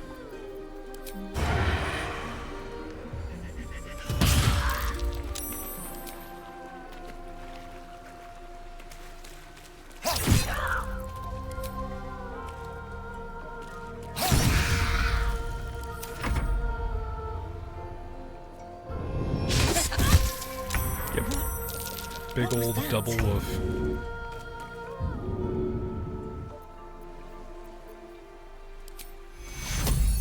Yeah, let's actually heal Karlak so she's got enough to get up. And I'm probably gonna do the long rest right here, so get her up.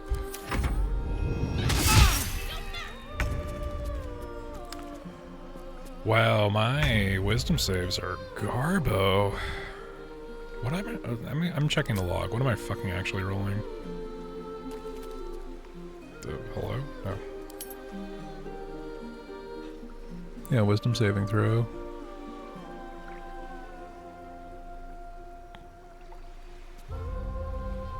Oh, it's just unmarked. Well, it's marked for Karlak. Why isn't it marked for me? The fuck? Okay.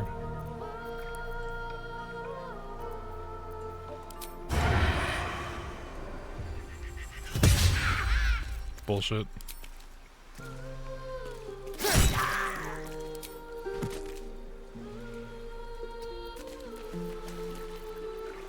The subtle approach.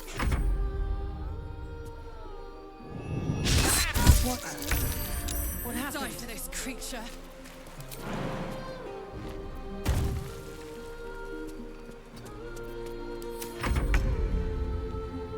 Onward.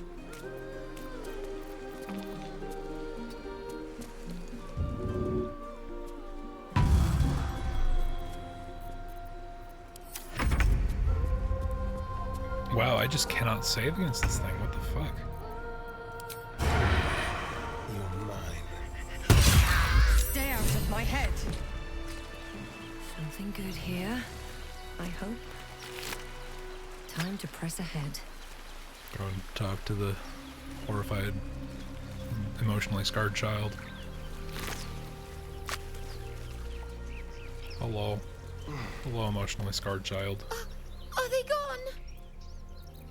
Soothe the child with a calming tune. Who are you? Which might be a little much, considering what he would just run through. I'm Nixash, Slayer of Monsters, Teller of Tales, Savior of You, the pleasure's mine. Wow. I'm Murkon. Oh no. I had to get the gold from the nest. Mole will be so mad. I got to go. Wait, you should meet Mole. She'll be grateful you helped me. Find a boy called Donny. Tell him you want to see the dragon's lair. Gale approves, even though he's not here. So that's something. Okay.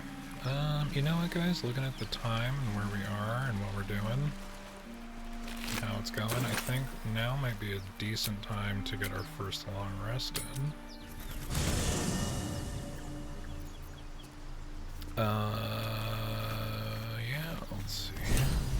Again, Gale, are you kidding? I'm ending the day, fuck you.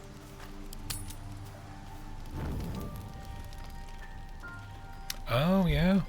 Will's cutscene takes priority, I guess. Shit. Thank you for the posture check. I will get the channel points active as soon as we have enough people here for Twitch to acknowledge me.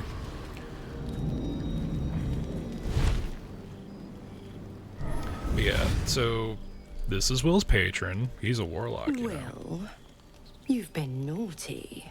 And you know what happens when you're naughty. Gods damn it. Anyone but her. Just who in the 9 hells are you? Will, you absolute stinker. You kept me a secret? Time to let the Hellcat out of the bag. Call me Mizora. I'm Will's patron, the fount of his power. My pet's been unruly, and his Will is in fact a sugar baby. A yank. All good, I don't mind typing with my little thumbs anyway. We had a deal. Oh, we just need to drag 13 more people into this nightmare, Gaia, and then I need to stream I've taken more pleasant consistently shits for than a you, couple Mizora, weeks, and at least those we'll be all can good. be buried after. That's no kind of talk for a lady. By the way, Carla, Zariel sends her regards. You told me! Devils only! She's a tiefling, not a monster! How precious. The little pupster's found his bark. Clause G, Section 9. Target shall be limited to the infernal, the demonic, the heartless, and the soulless. Karlak meets the criteria, pet. Trust me on this. We haven't killed the things yet, so we don't know about Karlak's Infernal Engine Heart. God damn it. Nah, Will on a leash rip. Yeah, no, that's his deal. He is, that's what he's into. Like, we do our best not to kink shame here, but it's kind of an active detriment to the party. Blast it all, Will. Why didn't you tell me about her? He's the Blade of Frontiers. Devil's plaything, just doesn't have the same ring. Speaking of...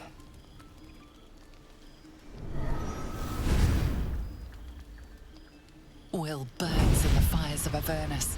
The lightning storms of Dis strike his flesh. His soul passes through each layer of the hells, gaining their essence and their torment.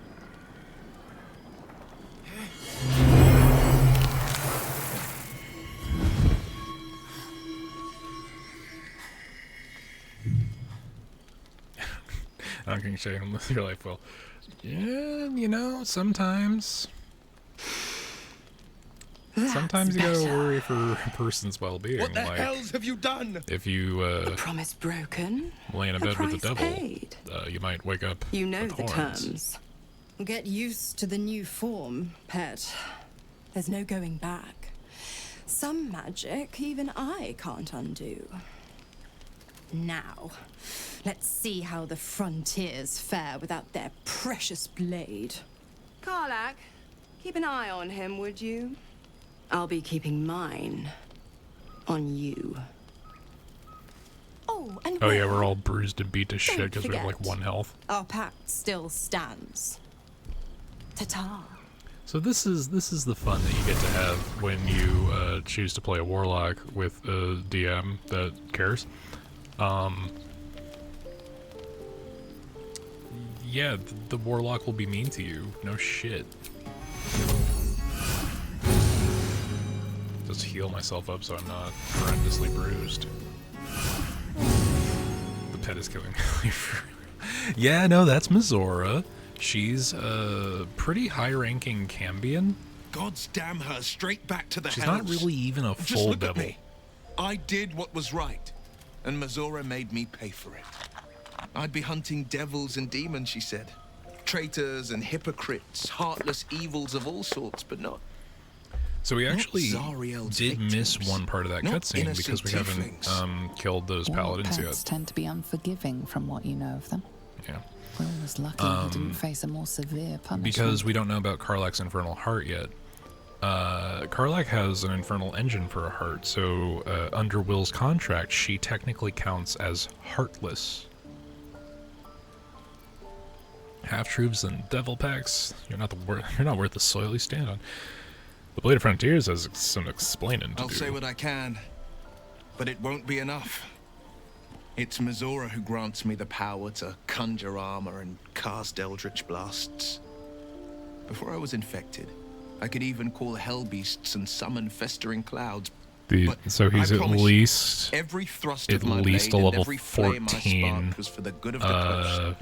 Pact of the Fiend Warlock. Because if he was casting Cloud Kill, that's a 7th level arcane benefit. Because so the way you balance warlocks is that warlocks, they gain their spell slots back on a short rest, and outside of video game, you can take as many short rests as your DM is willing to give you. Usually, if you take more than a couple, it'll result in you getting attacked or murdered or something. But warlocks are technically half casters. They're not full casters like wizards, where they get the full range of a spell list and spell levels from 1 to 9, and they keep their random assortment of spell slots. Druids are also another example of a full caster. Paladins and warlocks and eldritch knights and the arcane trickster rogue, these are all half casters. They don't gain full spell casting, they gain partial spell casting and access to a particular aspect of a spell list.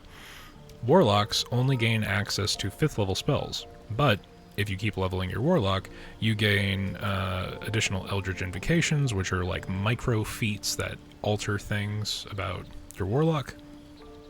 And then you get what is it? It's an arcane. Let me just triple check real quick what the fucking warlock thing is called again. You essentially get a class feature that gives you access to a single 6th level spell, a single 7th level spell, and a single 8th level spell at various levels, usually from like 13 up. If we go to classes, warlock.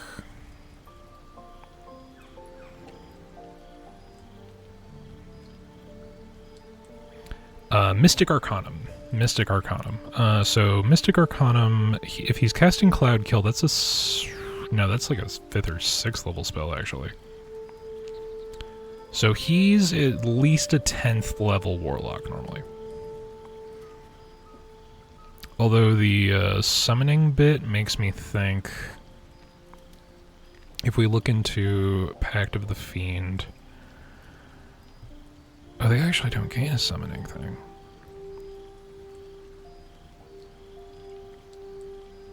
Yeah, it tracks that he'd be level 10 because... No, at that point he'd be 5th level. 5th level spells. You could summon Minor Fiend. I think that's a 5th level spell, so yeah, he had to be at least level 10 or so. What are the terms of your pact? I can't utter the terms or circumstances of the pact. I can tell you most all else, but the pact, I'm forbidden, unless Mizora permits it. But I'll say this. The moment I pacted myself to Mizora, I have not regretted for a heartbeat. It was my proudest deed. It was worth the sacrifice. All I can give you on that is my solemn word. So Gale's like dying because we haven't given him another pair of shoes to eat. You only get one a day, man. I'm not giving you any more. Just thought of something. I can't help feeling Will got off lightly. The wrath of the hells is second only to the wrath of the heavens. Having a devil in our camp will certainly make things interesting. Although it's funny because Never a dull day, Will's punishment for betraying his pact his pact contract of killing Karlach was to be dragged through each layer of hell and attain an aspect of the hells and be transformed into a devil. He's a horned devil, or he's becoming one. In Baldur's Gate Descent into Avernus, there's a lot of tools for warlocks who have an infernal influence. People getting turned into devils, people needing to collect a certain number of soul coins. These are all things that you can have as the reason you're going to Avernus. But Will being dragged through the layers of the hell is it's pretty similar to the 14th level pact feature, the final subclass pact feature, which is Hurl Through Hell, which is at the start of the 14th level. When you hit a creature with an attack, you can use this feature to instantly transport the target through the lower planes. The figure disappears and hurtles through a nightmare landscape, and at the end of your turn, the target returns to the space it previously occupied, or the nearest unoccupied space. If the target is not a fiend, it takes 10d10 psychic damage and reels from its horrific experience. Use this once per long rest. So getting dragged to the hells is something that the Fiend Warlock is eventually capable of doing to other people, so it's a well-written punishment for him. Why does Think of it as stomach tribute. need to eat my shoes? The kind a king might pay to a more powerful neighbor to avoid invasion. As long as I pay, there will be peace. I can assure you, the battlefield would extend well. I'm going to wait until tomorrow to give you another pair of shoes to eat, Gale. But yeah, so Mizora works for Zariel, who is the archdevil or archdevil of the first layer of hell, Avernus, which is the most relevant setting for Baldur's Gate 3 that is not in Baldur's Gate 3 because Baldur's Gate Descent into Avernus is chronologically the closest event within the course of the very few things in the 5e timeline that have been canonized. So like Descent into Avernus happened like days before we were taken by Mind Flayers. Like I think Elturel is still in hell right now. If you've played Descent into Avernus. If not, it's a really great module to start your game on, and is one of the ones that is mandatory to play if you want to play that new Vecna thing, which I still haven't played. Are you sure Krish is the only path to cure? Entirely. The library was a gift from Vlaakith herself. That kind of wisdom is very valuable. Countless scholars. Yet we still collect more. I'm pretty sure we already went through this, so I'm going to go over here. So the way that Baldur's Gate 3 balances long rests, because it's like, oh, well, why not just do a long rest after every fucking thing? You should actually. There's an immediate time frame.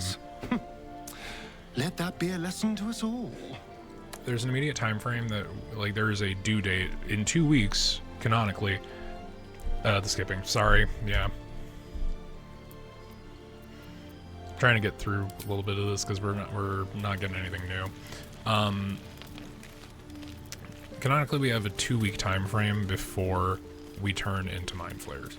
In the regular thing, we will eventually learn that our Mind Flayer parasites are not normal. We were told by Nettie.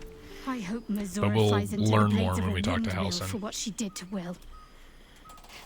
Though, I must admit, the new look is a little dashing. Says the cleric. Those murals in the grove, something about them seemed to catch your eye. What can I say? They were eye-catching. Consider me an art lover. She's still being tsundere. What's the story with the odd little artifact There's you no have? story. None that you're entitled to hear, anyway. Just forget you ever saw it. Okay, I'll hold off on that last one until later. But now we should go talk to Karlach, because she just saw what happened to Will for not killing her. I'll be honest, soldier. I'm reeling. Will hardly knows me, but he chose my life over his. Been a long time since someone stuck their neck out for me like that. He's a good man, maybe the best of us. You can say that again. When he was chasing me through Avernus, I thought he was just another sad merc. how wrong I was.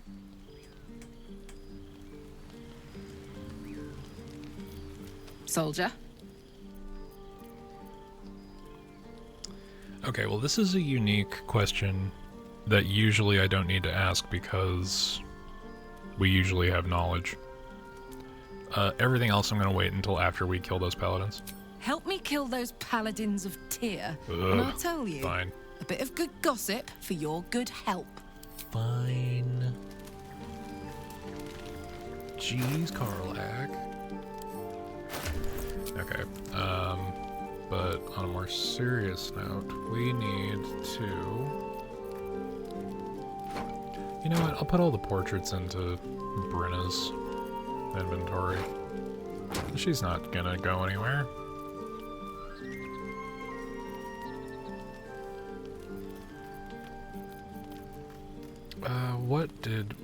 What got stolen from us is what I want to know. Okay, none of our major important items.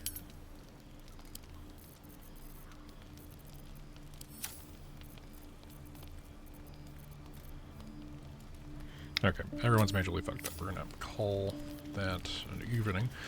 So the way that the game balances, like, why don't I just do a fucking full long rest? You need to have a certain amount of food supplies to be able to complete a long rest. If you don't know what you're doing, you can very easily hit a point where you are at 1 health and no spell slots, and then suddenly, oh, well, guess you have to find another 40 food. On the most basic level, it's 40 food to complete a long rest. We're playing on the Tactician difficulty, so it's 80. In Honor mode, it's also 80. Chicken neck. So, Baldur's Gate has a lot of companion cutscenes that are hyper-specific to how much information that you have. Progress throughout these companion quests... Oh, fuck, I'm gonna have to redo that. So this is gonna be the thing every time we do a long rest, Joey. We're gonna have to go over to our friends here. They're gonna have to give us our daily at buffs. thy disposal. But the vessel only stares blankly. This...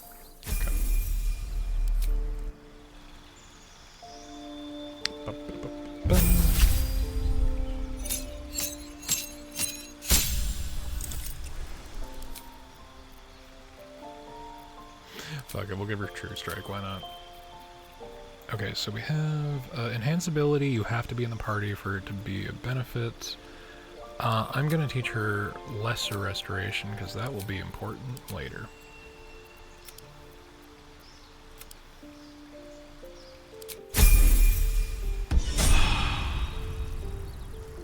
So we're gonna go and do our daily Long Strider. These boots have seen Nope. everything. I interrupted the casting. But it is the next day, which is important because certain people are here now. Scratch is here, but we're gonna go talk to Scratch with our actual character and not the mindless Seems like husk. the best way.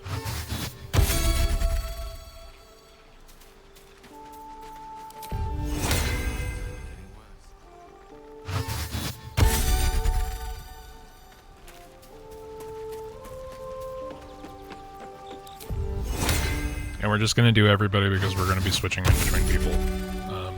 We also need 1 day to pass for the owlbear to end up where it's going to end up before we can go and save it.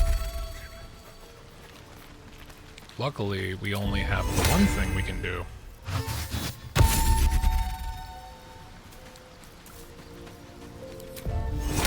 But what if you weren't a bitch, Gale?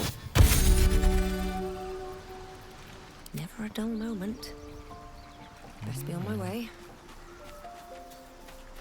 Good time for a chat. What's on your mind? Apart from finding me an artifact to consume, which I assume you're pursuing with You're the not appropriate you when you're urgency. hungry, Gale. That is most gratifying to hear. May I? I don't think that we're gonna give the Shattered Flail to anybody, so we can have that as a backup, but, the Winter Pendant's actually pretty good. I don't want to give you speedy reply. It's a good one. Unironically, gonna have to give him Spell Thief. You know what? No, there is a character who can use this, which I think we're gonna go out of our way to get, so. We're not gonna have a monk in the party. Well, not a real monk in the party anyway. So we're gonna have Corellan's Grace. Because that is very much a monk quarterstaff. It only gets benefits if you're using unarmed strikes.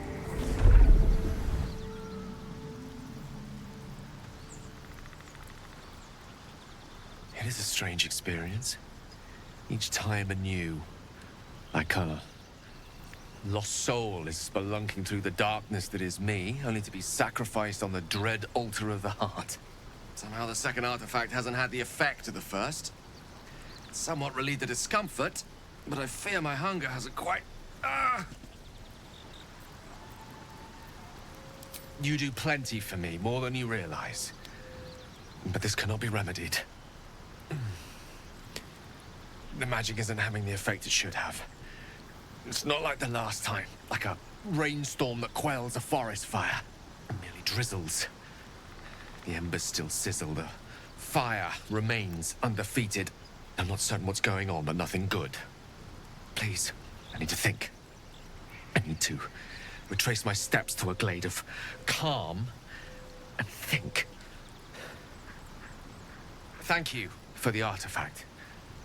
A great deal of trouble it was too. A great deal of trouble indeed.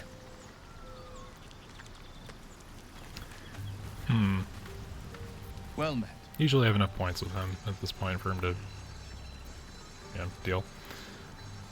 Tell me, how did you become the Blade of Frontiers? My father once said, one does not pursue a champion's life. One merely answers its call. So it was for me. I was hunting near the Cloakwood when I heard it. A child crying out from a lone farmstead. I found him in the fields, flanked by goblins. His mother's corpse blared into the soil next to him. I don't remember much of the battle, but I remember drying the boy's tears after. What act could be finer than saving a life? You must have felt proud. Proud? No. Angry. Angry at the monsters preying on innocents. Angry at the so-called good gods for tolerating the cruelty of the evil. Angry at myself that it took so long for me to see the coast suffering. The frontiers demanded a blade. And so I heeded. And before that? Baldur's Gate, born and raised. The only son of a single father. He wanted one life for me. I chose another. We haven't spoken since I left the city. A classic drama. A staunch father and his rebellious son. Better heard from the bard's lips than mine. I'm the bard. I need to know the story. So, the thing that frustrates me about Will as a companion is that even now, even in his devil form, he is still only ever telling you half-truths. The thing with the goblin might be a true story. It might be a thing that he did because he was a adventurer. He has been an adventurer for years. It is not where he got the name Blade of Frontiers. He's not telling you the whole truth about where he comes from, who he's related to. How does it feel to be a devil? It's said that anyone who bathes in the river of blood emerges as one born anew. It's a lot like that, I imagine. I feel the weight of these horns on my head, curling upwards like a mouse. Hell, even when we called him out earlier about his eye being a sending stone, he did everything in his power to lie about it. Now, he might be held against his pact to keep that particular secret, but be my mirror. What do you see? It doesn't make him any less or more good. As a protagonist, it makes sense. And Will is meant to be the protagonist of this game, should you not choose to make Tav a person, or go the route of the Dark Urge. I see the Blade of Frontiers, no more, no less. It's because you know the heart lurking under the horns. The people will see a curiosity, maybe even a beast hungry for their souls. but I will And he's only like slay their half formed. He's not even a full Keep horned them devil yet. safe. Those motherfuckers And one are day crazy. they will see the blade of frontiers again. Or you just start telling people you're a tiefling. There's really not a lot going against that. Should get you out of this pact. A possibility that's kept me awake countless nights. But I don't have a clue where to start, other than play her games and play by the rules. That's the only language devils listen to. Fair enough. There must be some loophole in the contract that lets you out. There could well be. She has the blighted thing. What I know of it is simply what has engraved itself upon my memory. My contract is very clear. I can bring Mizora no harm. She'll have to let me out of my pact willingly. The only way out is if I can out-bargain her. We're standing here with nothing but the clothes on our backs and the worms in our heads. We can beat her if we put our worms together. We can. I'm sure of it. How glad I am that you see me as more than my patron's pet. Will's a flawed character, and that's a good thing 9 times out of 10. It's just frustrating when he's supposed to be your companion, and then like half of his dialogue is like, oh hey, remember that thing? I told you that was a lie. Remember that thing I told you? Yeah, I wasn't telling the whole truth. Remember this thing that, you know, I could have told you about? No, I just didn't. An embedded tadpole.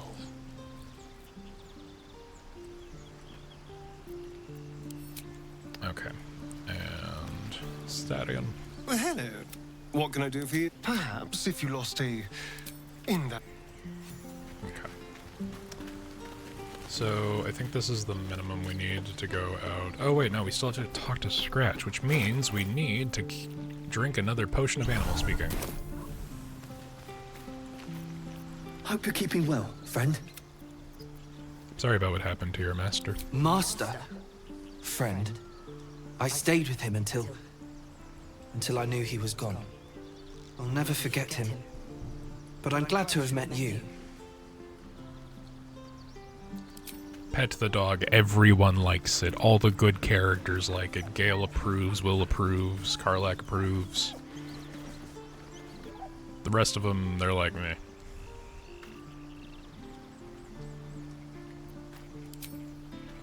So yeah, Scratch is at camp now. We have half of our first task complete.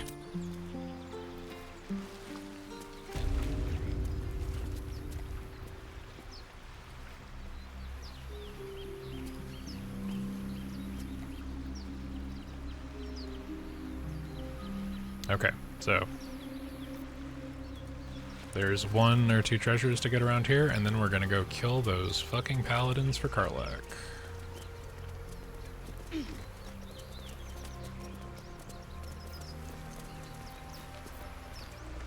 And then after we do that, I think I might call it a night. Depends on how much time it takes.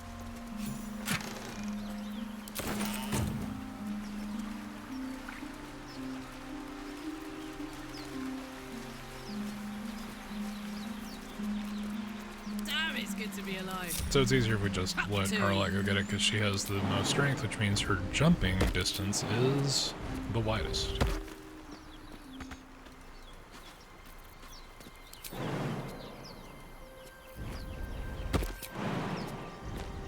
Let's see what those harpies were hoarding. Ah, right.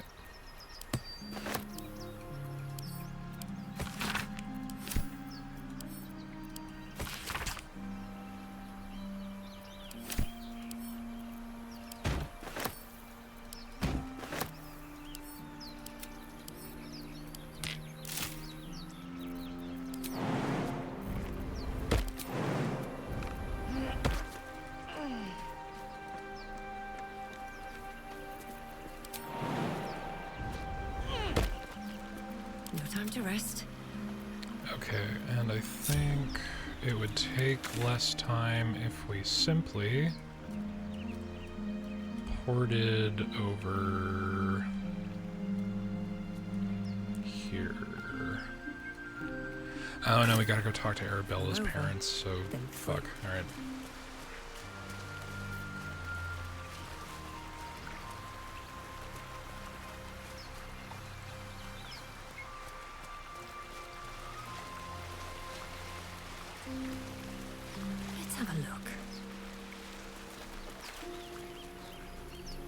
Oh, you know what? I did buy that. Let's, at least change this armor. There we go, that's much better.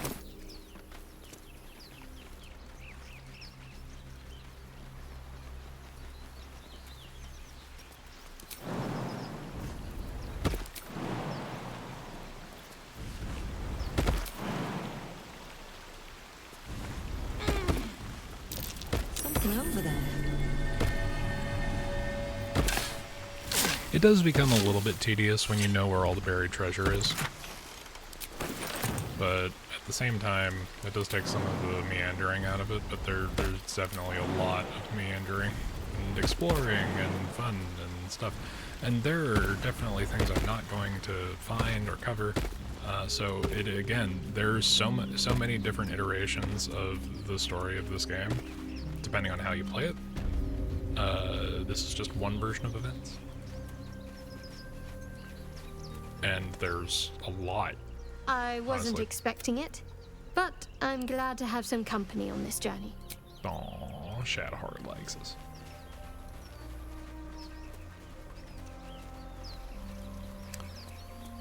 And I didn't get the fast travel point over there either. Shit. There's a lot of quest markers on the map. I'm not sure if you guys are looking over. Oh, okay. I guess as soon as day 2, huh? This is one of the 2 places he can spawn, so... My, what manner of place is this? A path to redemption? Or a road to damnation? Guy, if you're there, this is a good one to Hard come to back say, for. your journey is just beginning. What would suit the occasion? The words to a lullaby, perhaps. The mouse smiled brightly. It outfoxed the cat. Then down came the claw. And that, love, was that. They do know how to write them in Cormier, don't they?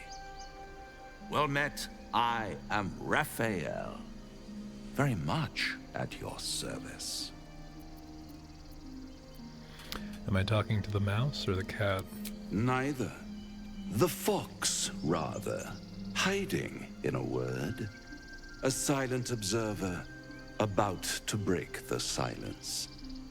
Of course, what I have to say merits some privacy, as well as some more, let's call it, refinement. This quaint little scene is decidedly too middle of nowhere for my tastes. Come.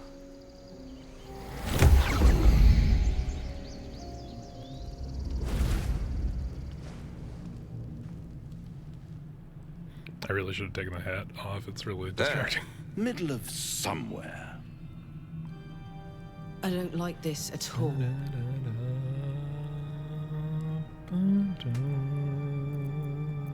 Nice decor.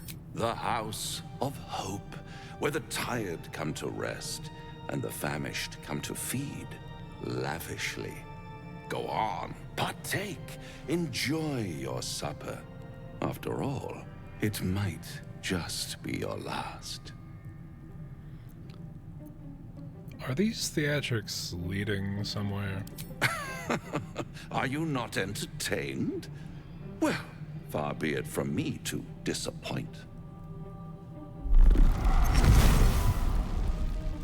There he is. What's better than a devil you don't know? A devil you do. Fuck. A Cambion. Am I a friend? Potentially. An adversary? Conceivably. But a savior? That's for certain. Why would you help me? Because my compassion is boundless. I stride among the needy, giving comfort where I can. And you're in dire need. 1 skull, 2 tenants. and no solution in sight. I could fix it all, like that.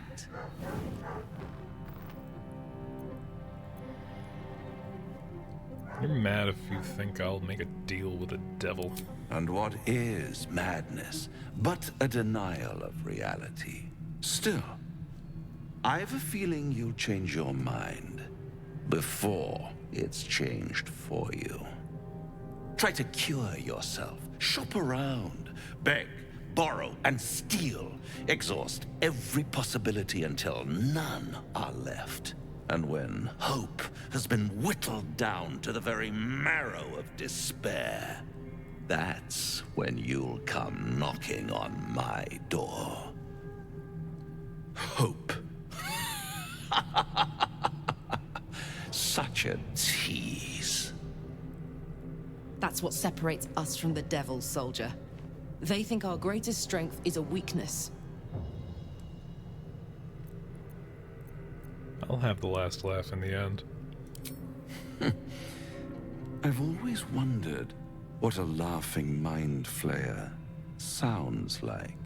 All those pretty little symptoms, sundering skin, dissolving guts, they haven't manifested yet, have they? One might say you're a paragon of luck. I'll be there when it runs out.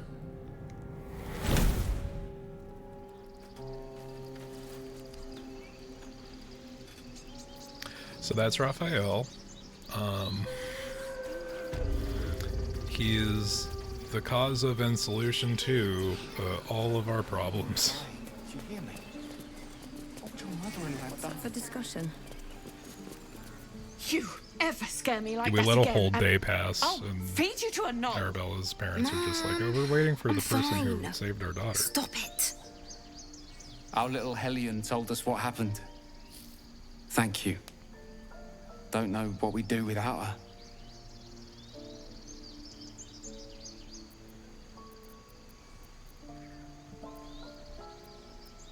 I hope we'll meet again under better circumstances. Likewise. Arabella? Thank you for helping me.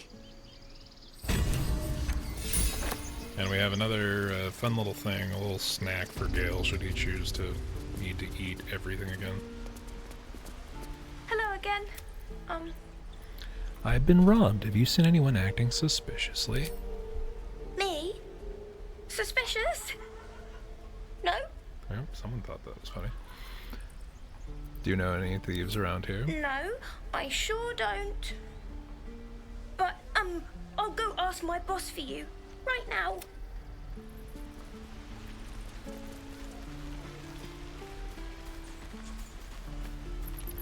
So there's a fun interaction here. Donnie cannot speak. I don't know what the greater cause of that is. I don't know if there is one. But, I don't know if we have Can't give up now. access to it, but... Okay, I'll need to find a scroll of detect thoughts. Swing and swing. Can't keep the goblins out forever. This is no fortress and... Okay, so with where we are... Oh, I need to bring, what's her name back here? But more importantly, we need to head back to that house and kick the shit out of those paladins. Because this is technically day 2, and we have some stuff we gotta do.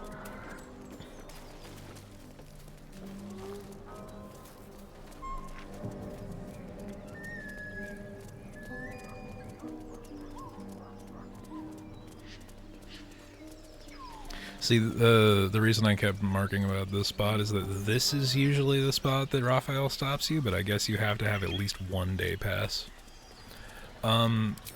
So the companion character progression is based off of certain events happening, certain approval levels being reached, and then they will usually result in a conversation happening and progression happening at camp with a cutscene. For that to happen, you need to do a long rest, which, if you're trying to power through as much of the game as possible, is a little counterintuitive, and especially with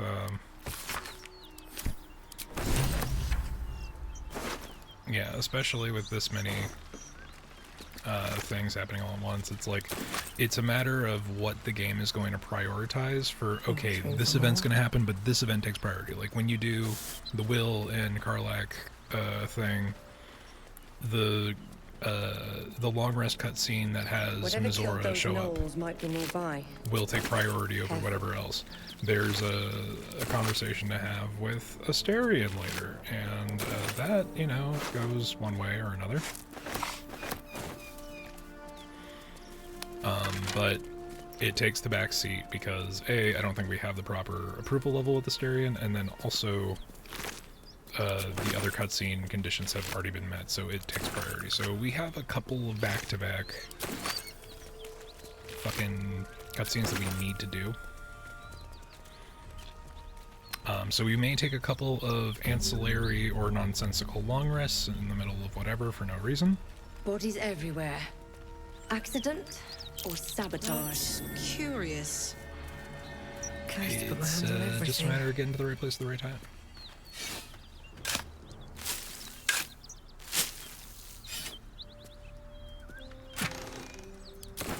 So this fight will be manageable now that we've all hit our level 4 power-up of either just being slightly better at stuff or having a feat or two in the party. We're going to save right here.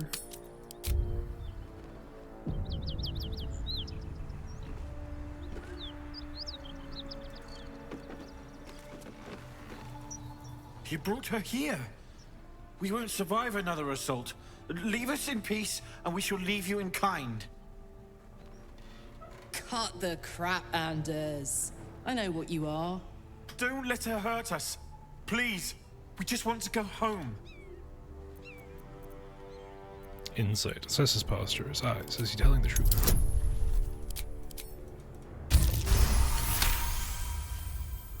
There's something in the squint of his eye. You suspect he's lying. Enough of the charade. I know who you really are. Enough. Enough. I'll not play pretend anymore. Karlach, you're going home in pieces if needs must. And you'll soon learn what it means to ally yourself with the likes of this garbage. Avernus was never my home. It was my prison. I'm free now. And I'm never going back! Okay, so we need to position ourselves accordingly.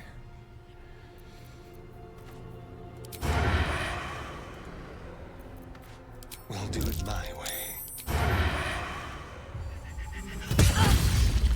Ooh, that was a good crit. Okay, this could go well. Let's have a little fun.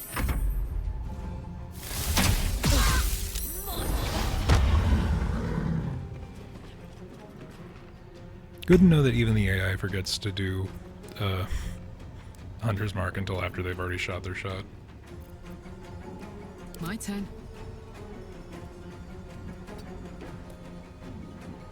Under their noses.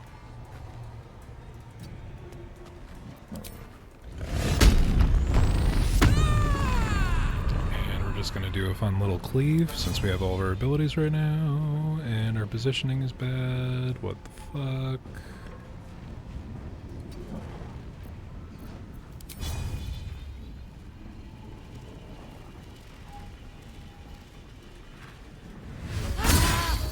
Yeah, I didn't think the lineup on that was good. That was weird. That shouldn't have happened, but whatever. Despite everything. Oh, you know, it'd be really funny. Oh no, that's way too low. Just go up and stab Trent. Fuck it.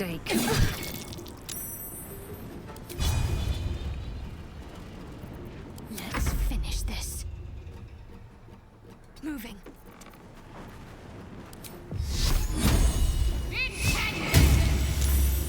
Wow. That's nuts.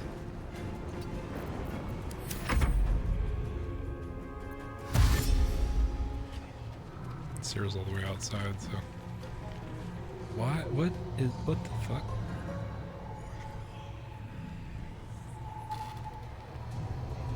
Okay. You, there we go. Alright, you end your turn.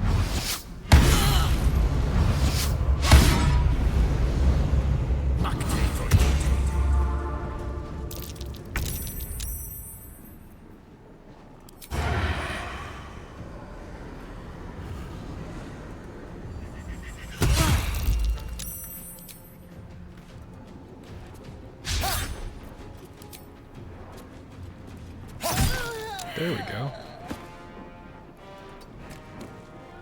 That's the ranger down. Yeah, we don't need any of that crap, honestly. Where do I go from here?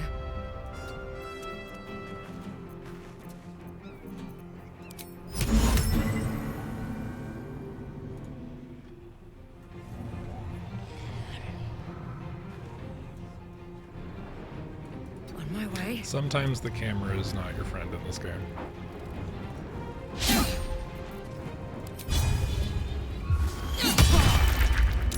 What should I do? Better give it a try.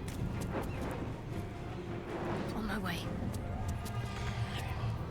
And we're just gonna do a little alley here. We're gonna hit her with a guiding bolt. And then next turn, I will hit her with a inflict wounds so she doesn't just Now run away. this is my happy place. So, frenzied strike. And lacerate.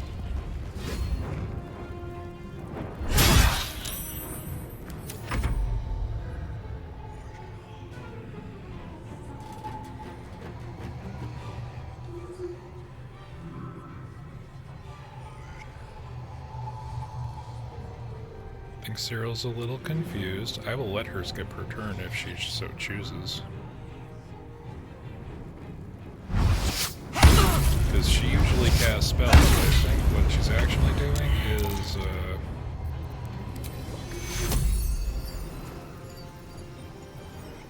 Need everyone alive and fighting. okay. So the interesting thing is that Baldur's Gate 3 has made a really great choice, because in regular D&D 5e, there are limitations with spellcasters. You cannot cast more than one leveled spell within a round, unless with certain exceptions. So if you cast a Healing Word, which is a bonus action, you would think, oh, well then my Inflict Wounds is an action, I should be able to cast it, right? Normally, no. Baldur's Gate 3 says fuck that, and for that I enjoy it.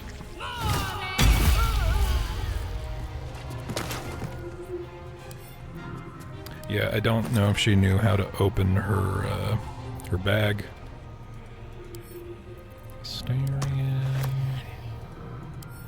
Send those to me. Take that one, take that one, take that one.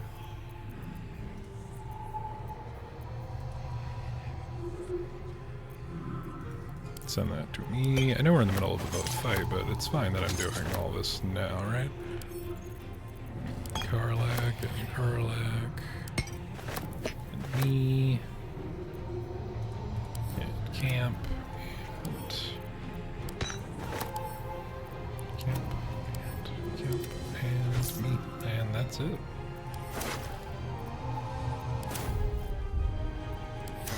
It's the most productive turn I think Shadowheart's ever had.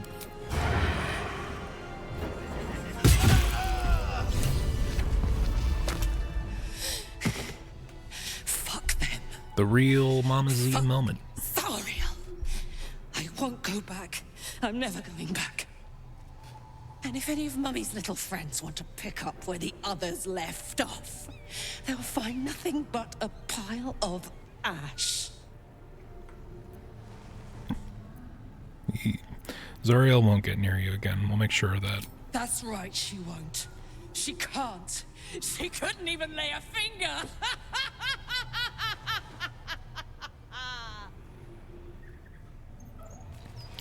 So so now Karlak is freaking out, and has 10 rounds of unbridled rage, so the easiest way to avoid getting accidentally burned to death is to just let her run around and break shit. Sometimes your friends need that. Sometimes your friends just need to break shit.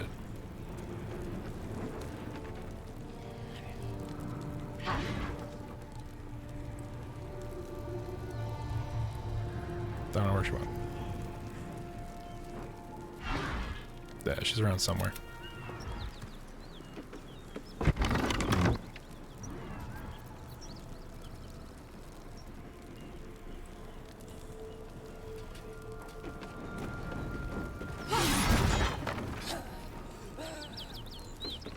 Just try it, sorry. 10 years. She was stuck in hell.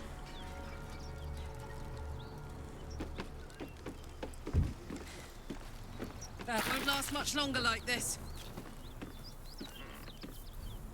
Whew. Had to let off a little steam after facing off with those ignots. Granted, the fire's lasting a little longer than it should. How do I look? Hot. Careful, soldier.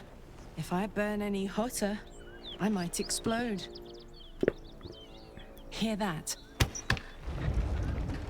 Infernal engine for a heart. And thus she Lets me is burn heartless. As hot as the hells. Seems to be running in overdrive since I left Avernus. Won't be seeing my mechanic anytime soon, so I'll just make the most of the extra heat. Just don't get too close till I've found a way to calm it down. How the hells did you get an infernal engine for a heart? High pain tolerance, and a dynamic duo of truly shitty bosses. But it's a bit early in the game to be getting into tragic backstories. Let's save the Scar show for later, after we've worked up an appetite for tragedy. Meanwhile, I'll need to find someone who can tune up my engine sooner rather than later. Believe me when I say this thing is hot. The first time I faced down those paladins, they let slip there was an infernal mechanic in the area. A tiefling. He might be able to stabilize things, if I can find him. Like Damon, perhaps? A weaponsmith, huh? Not sure if he's the guy, but I'd love to find out. A tune-up would do this rusty heart a world of good. Okay, so we have hit our point of progression, chat. We're about to end stream where we said we would start stream. It's usually how things go. But we're gonna save there, and I think I'm gonna call it for a night, because I'm starting to feel it. I appreciate everybody who came out. I don't know when next stream will be, but definitely next week, at the very least, maybe sooner. But we will continue onward from there, and you know, we'll actually make some solid progress. I think next time around, there's a lot of things that are set up that we can just knock down, pin after pin. But yeah, guys, I appreciate everybody for coming in. Yeah, I think we're just gonna call it. You'll have a good one. Night.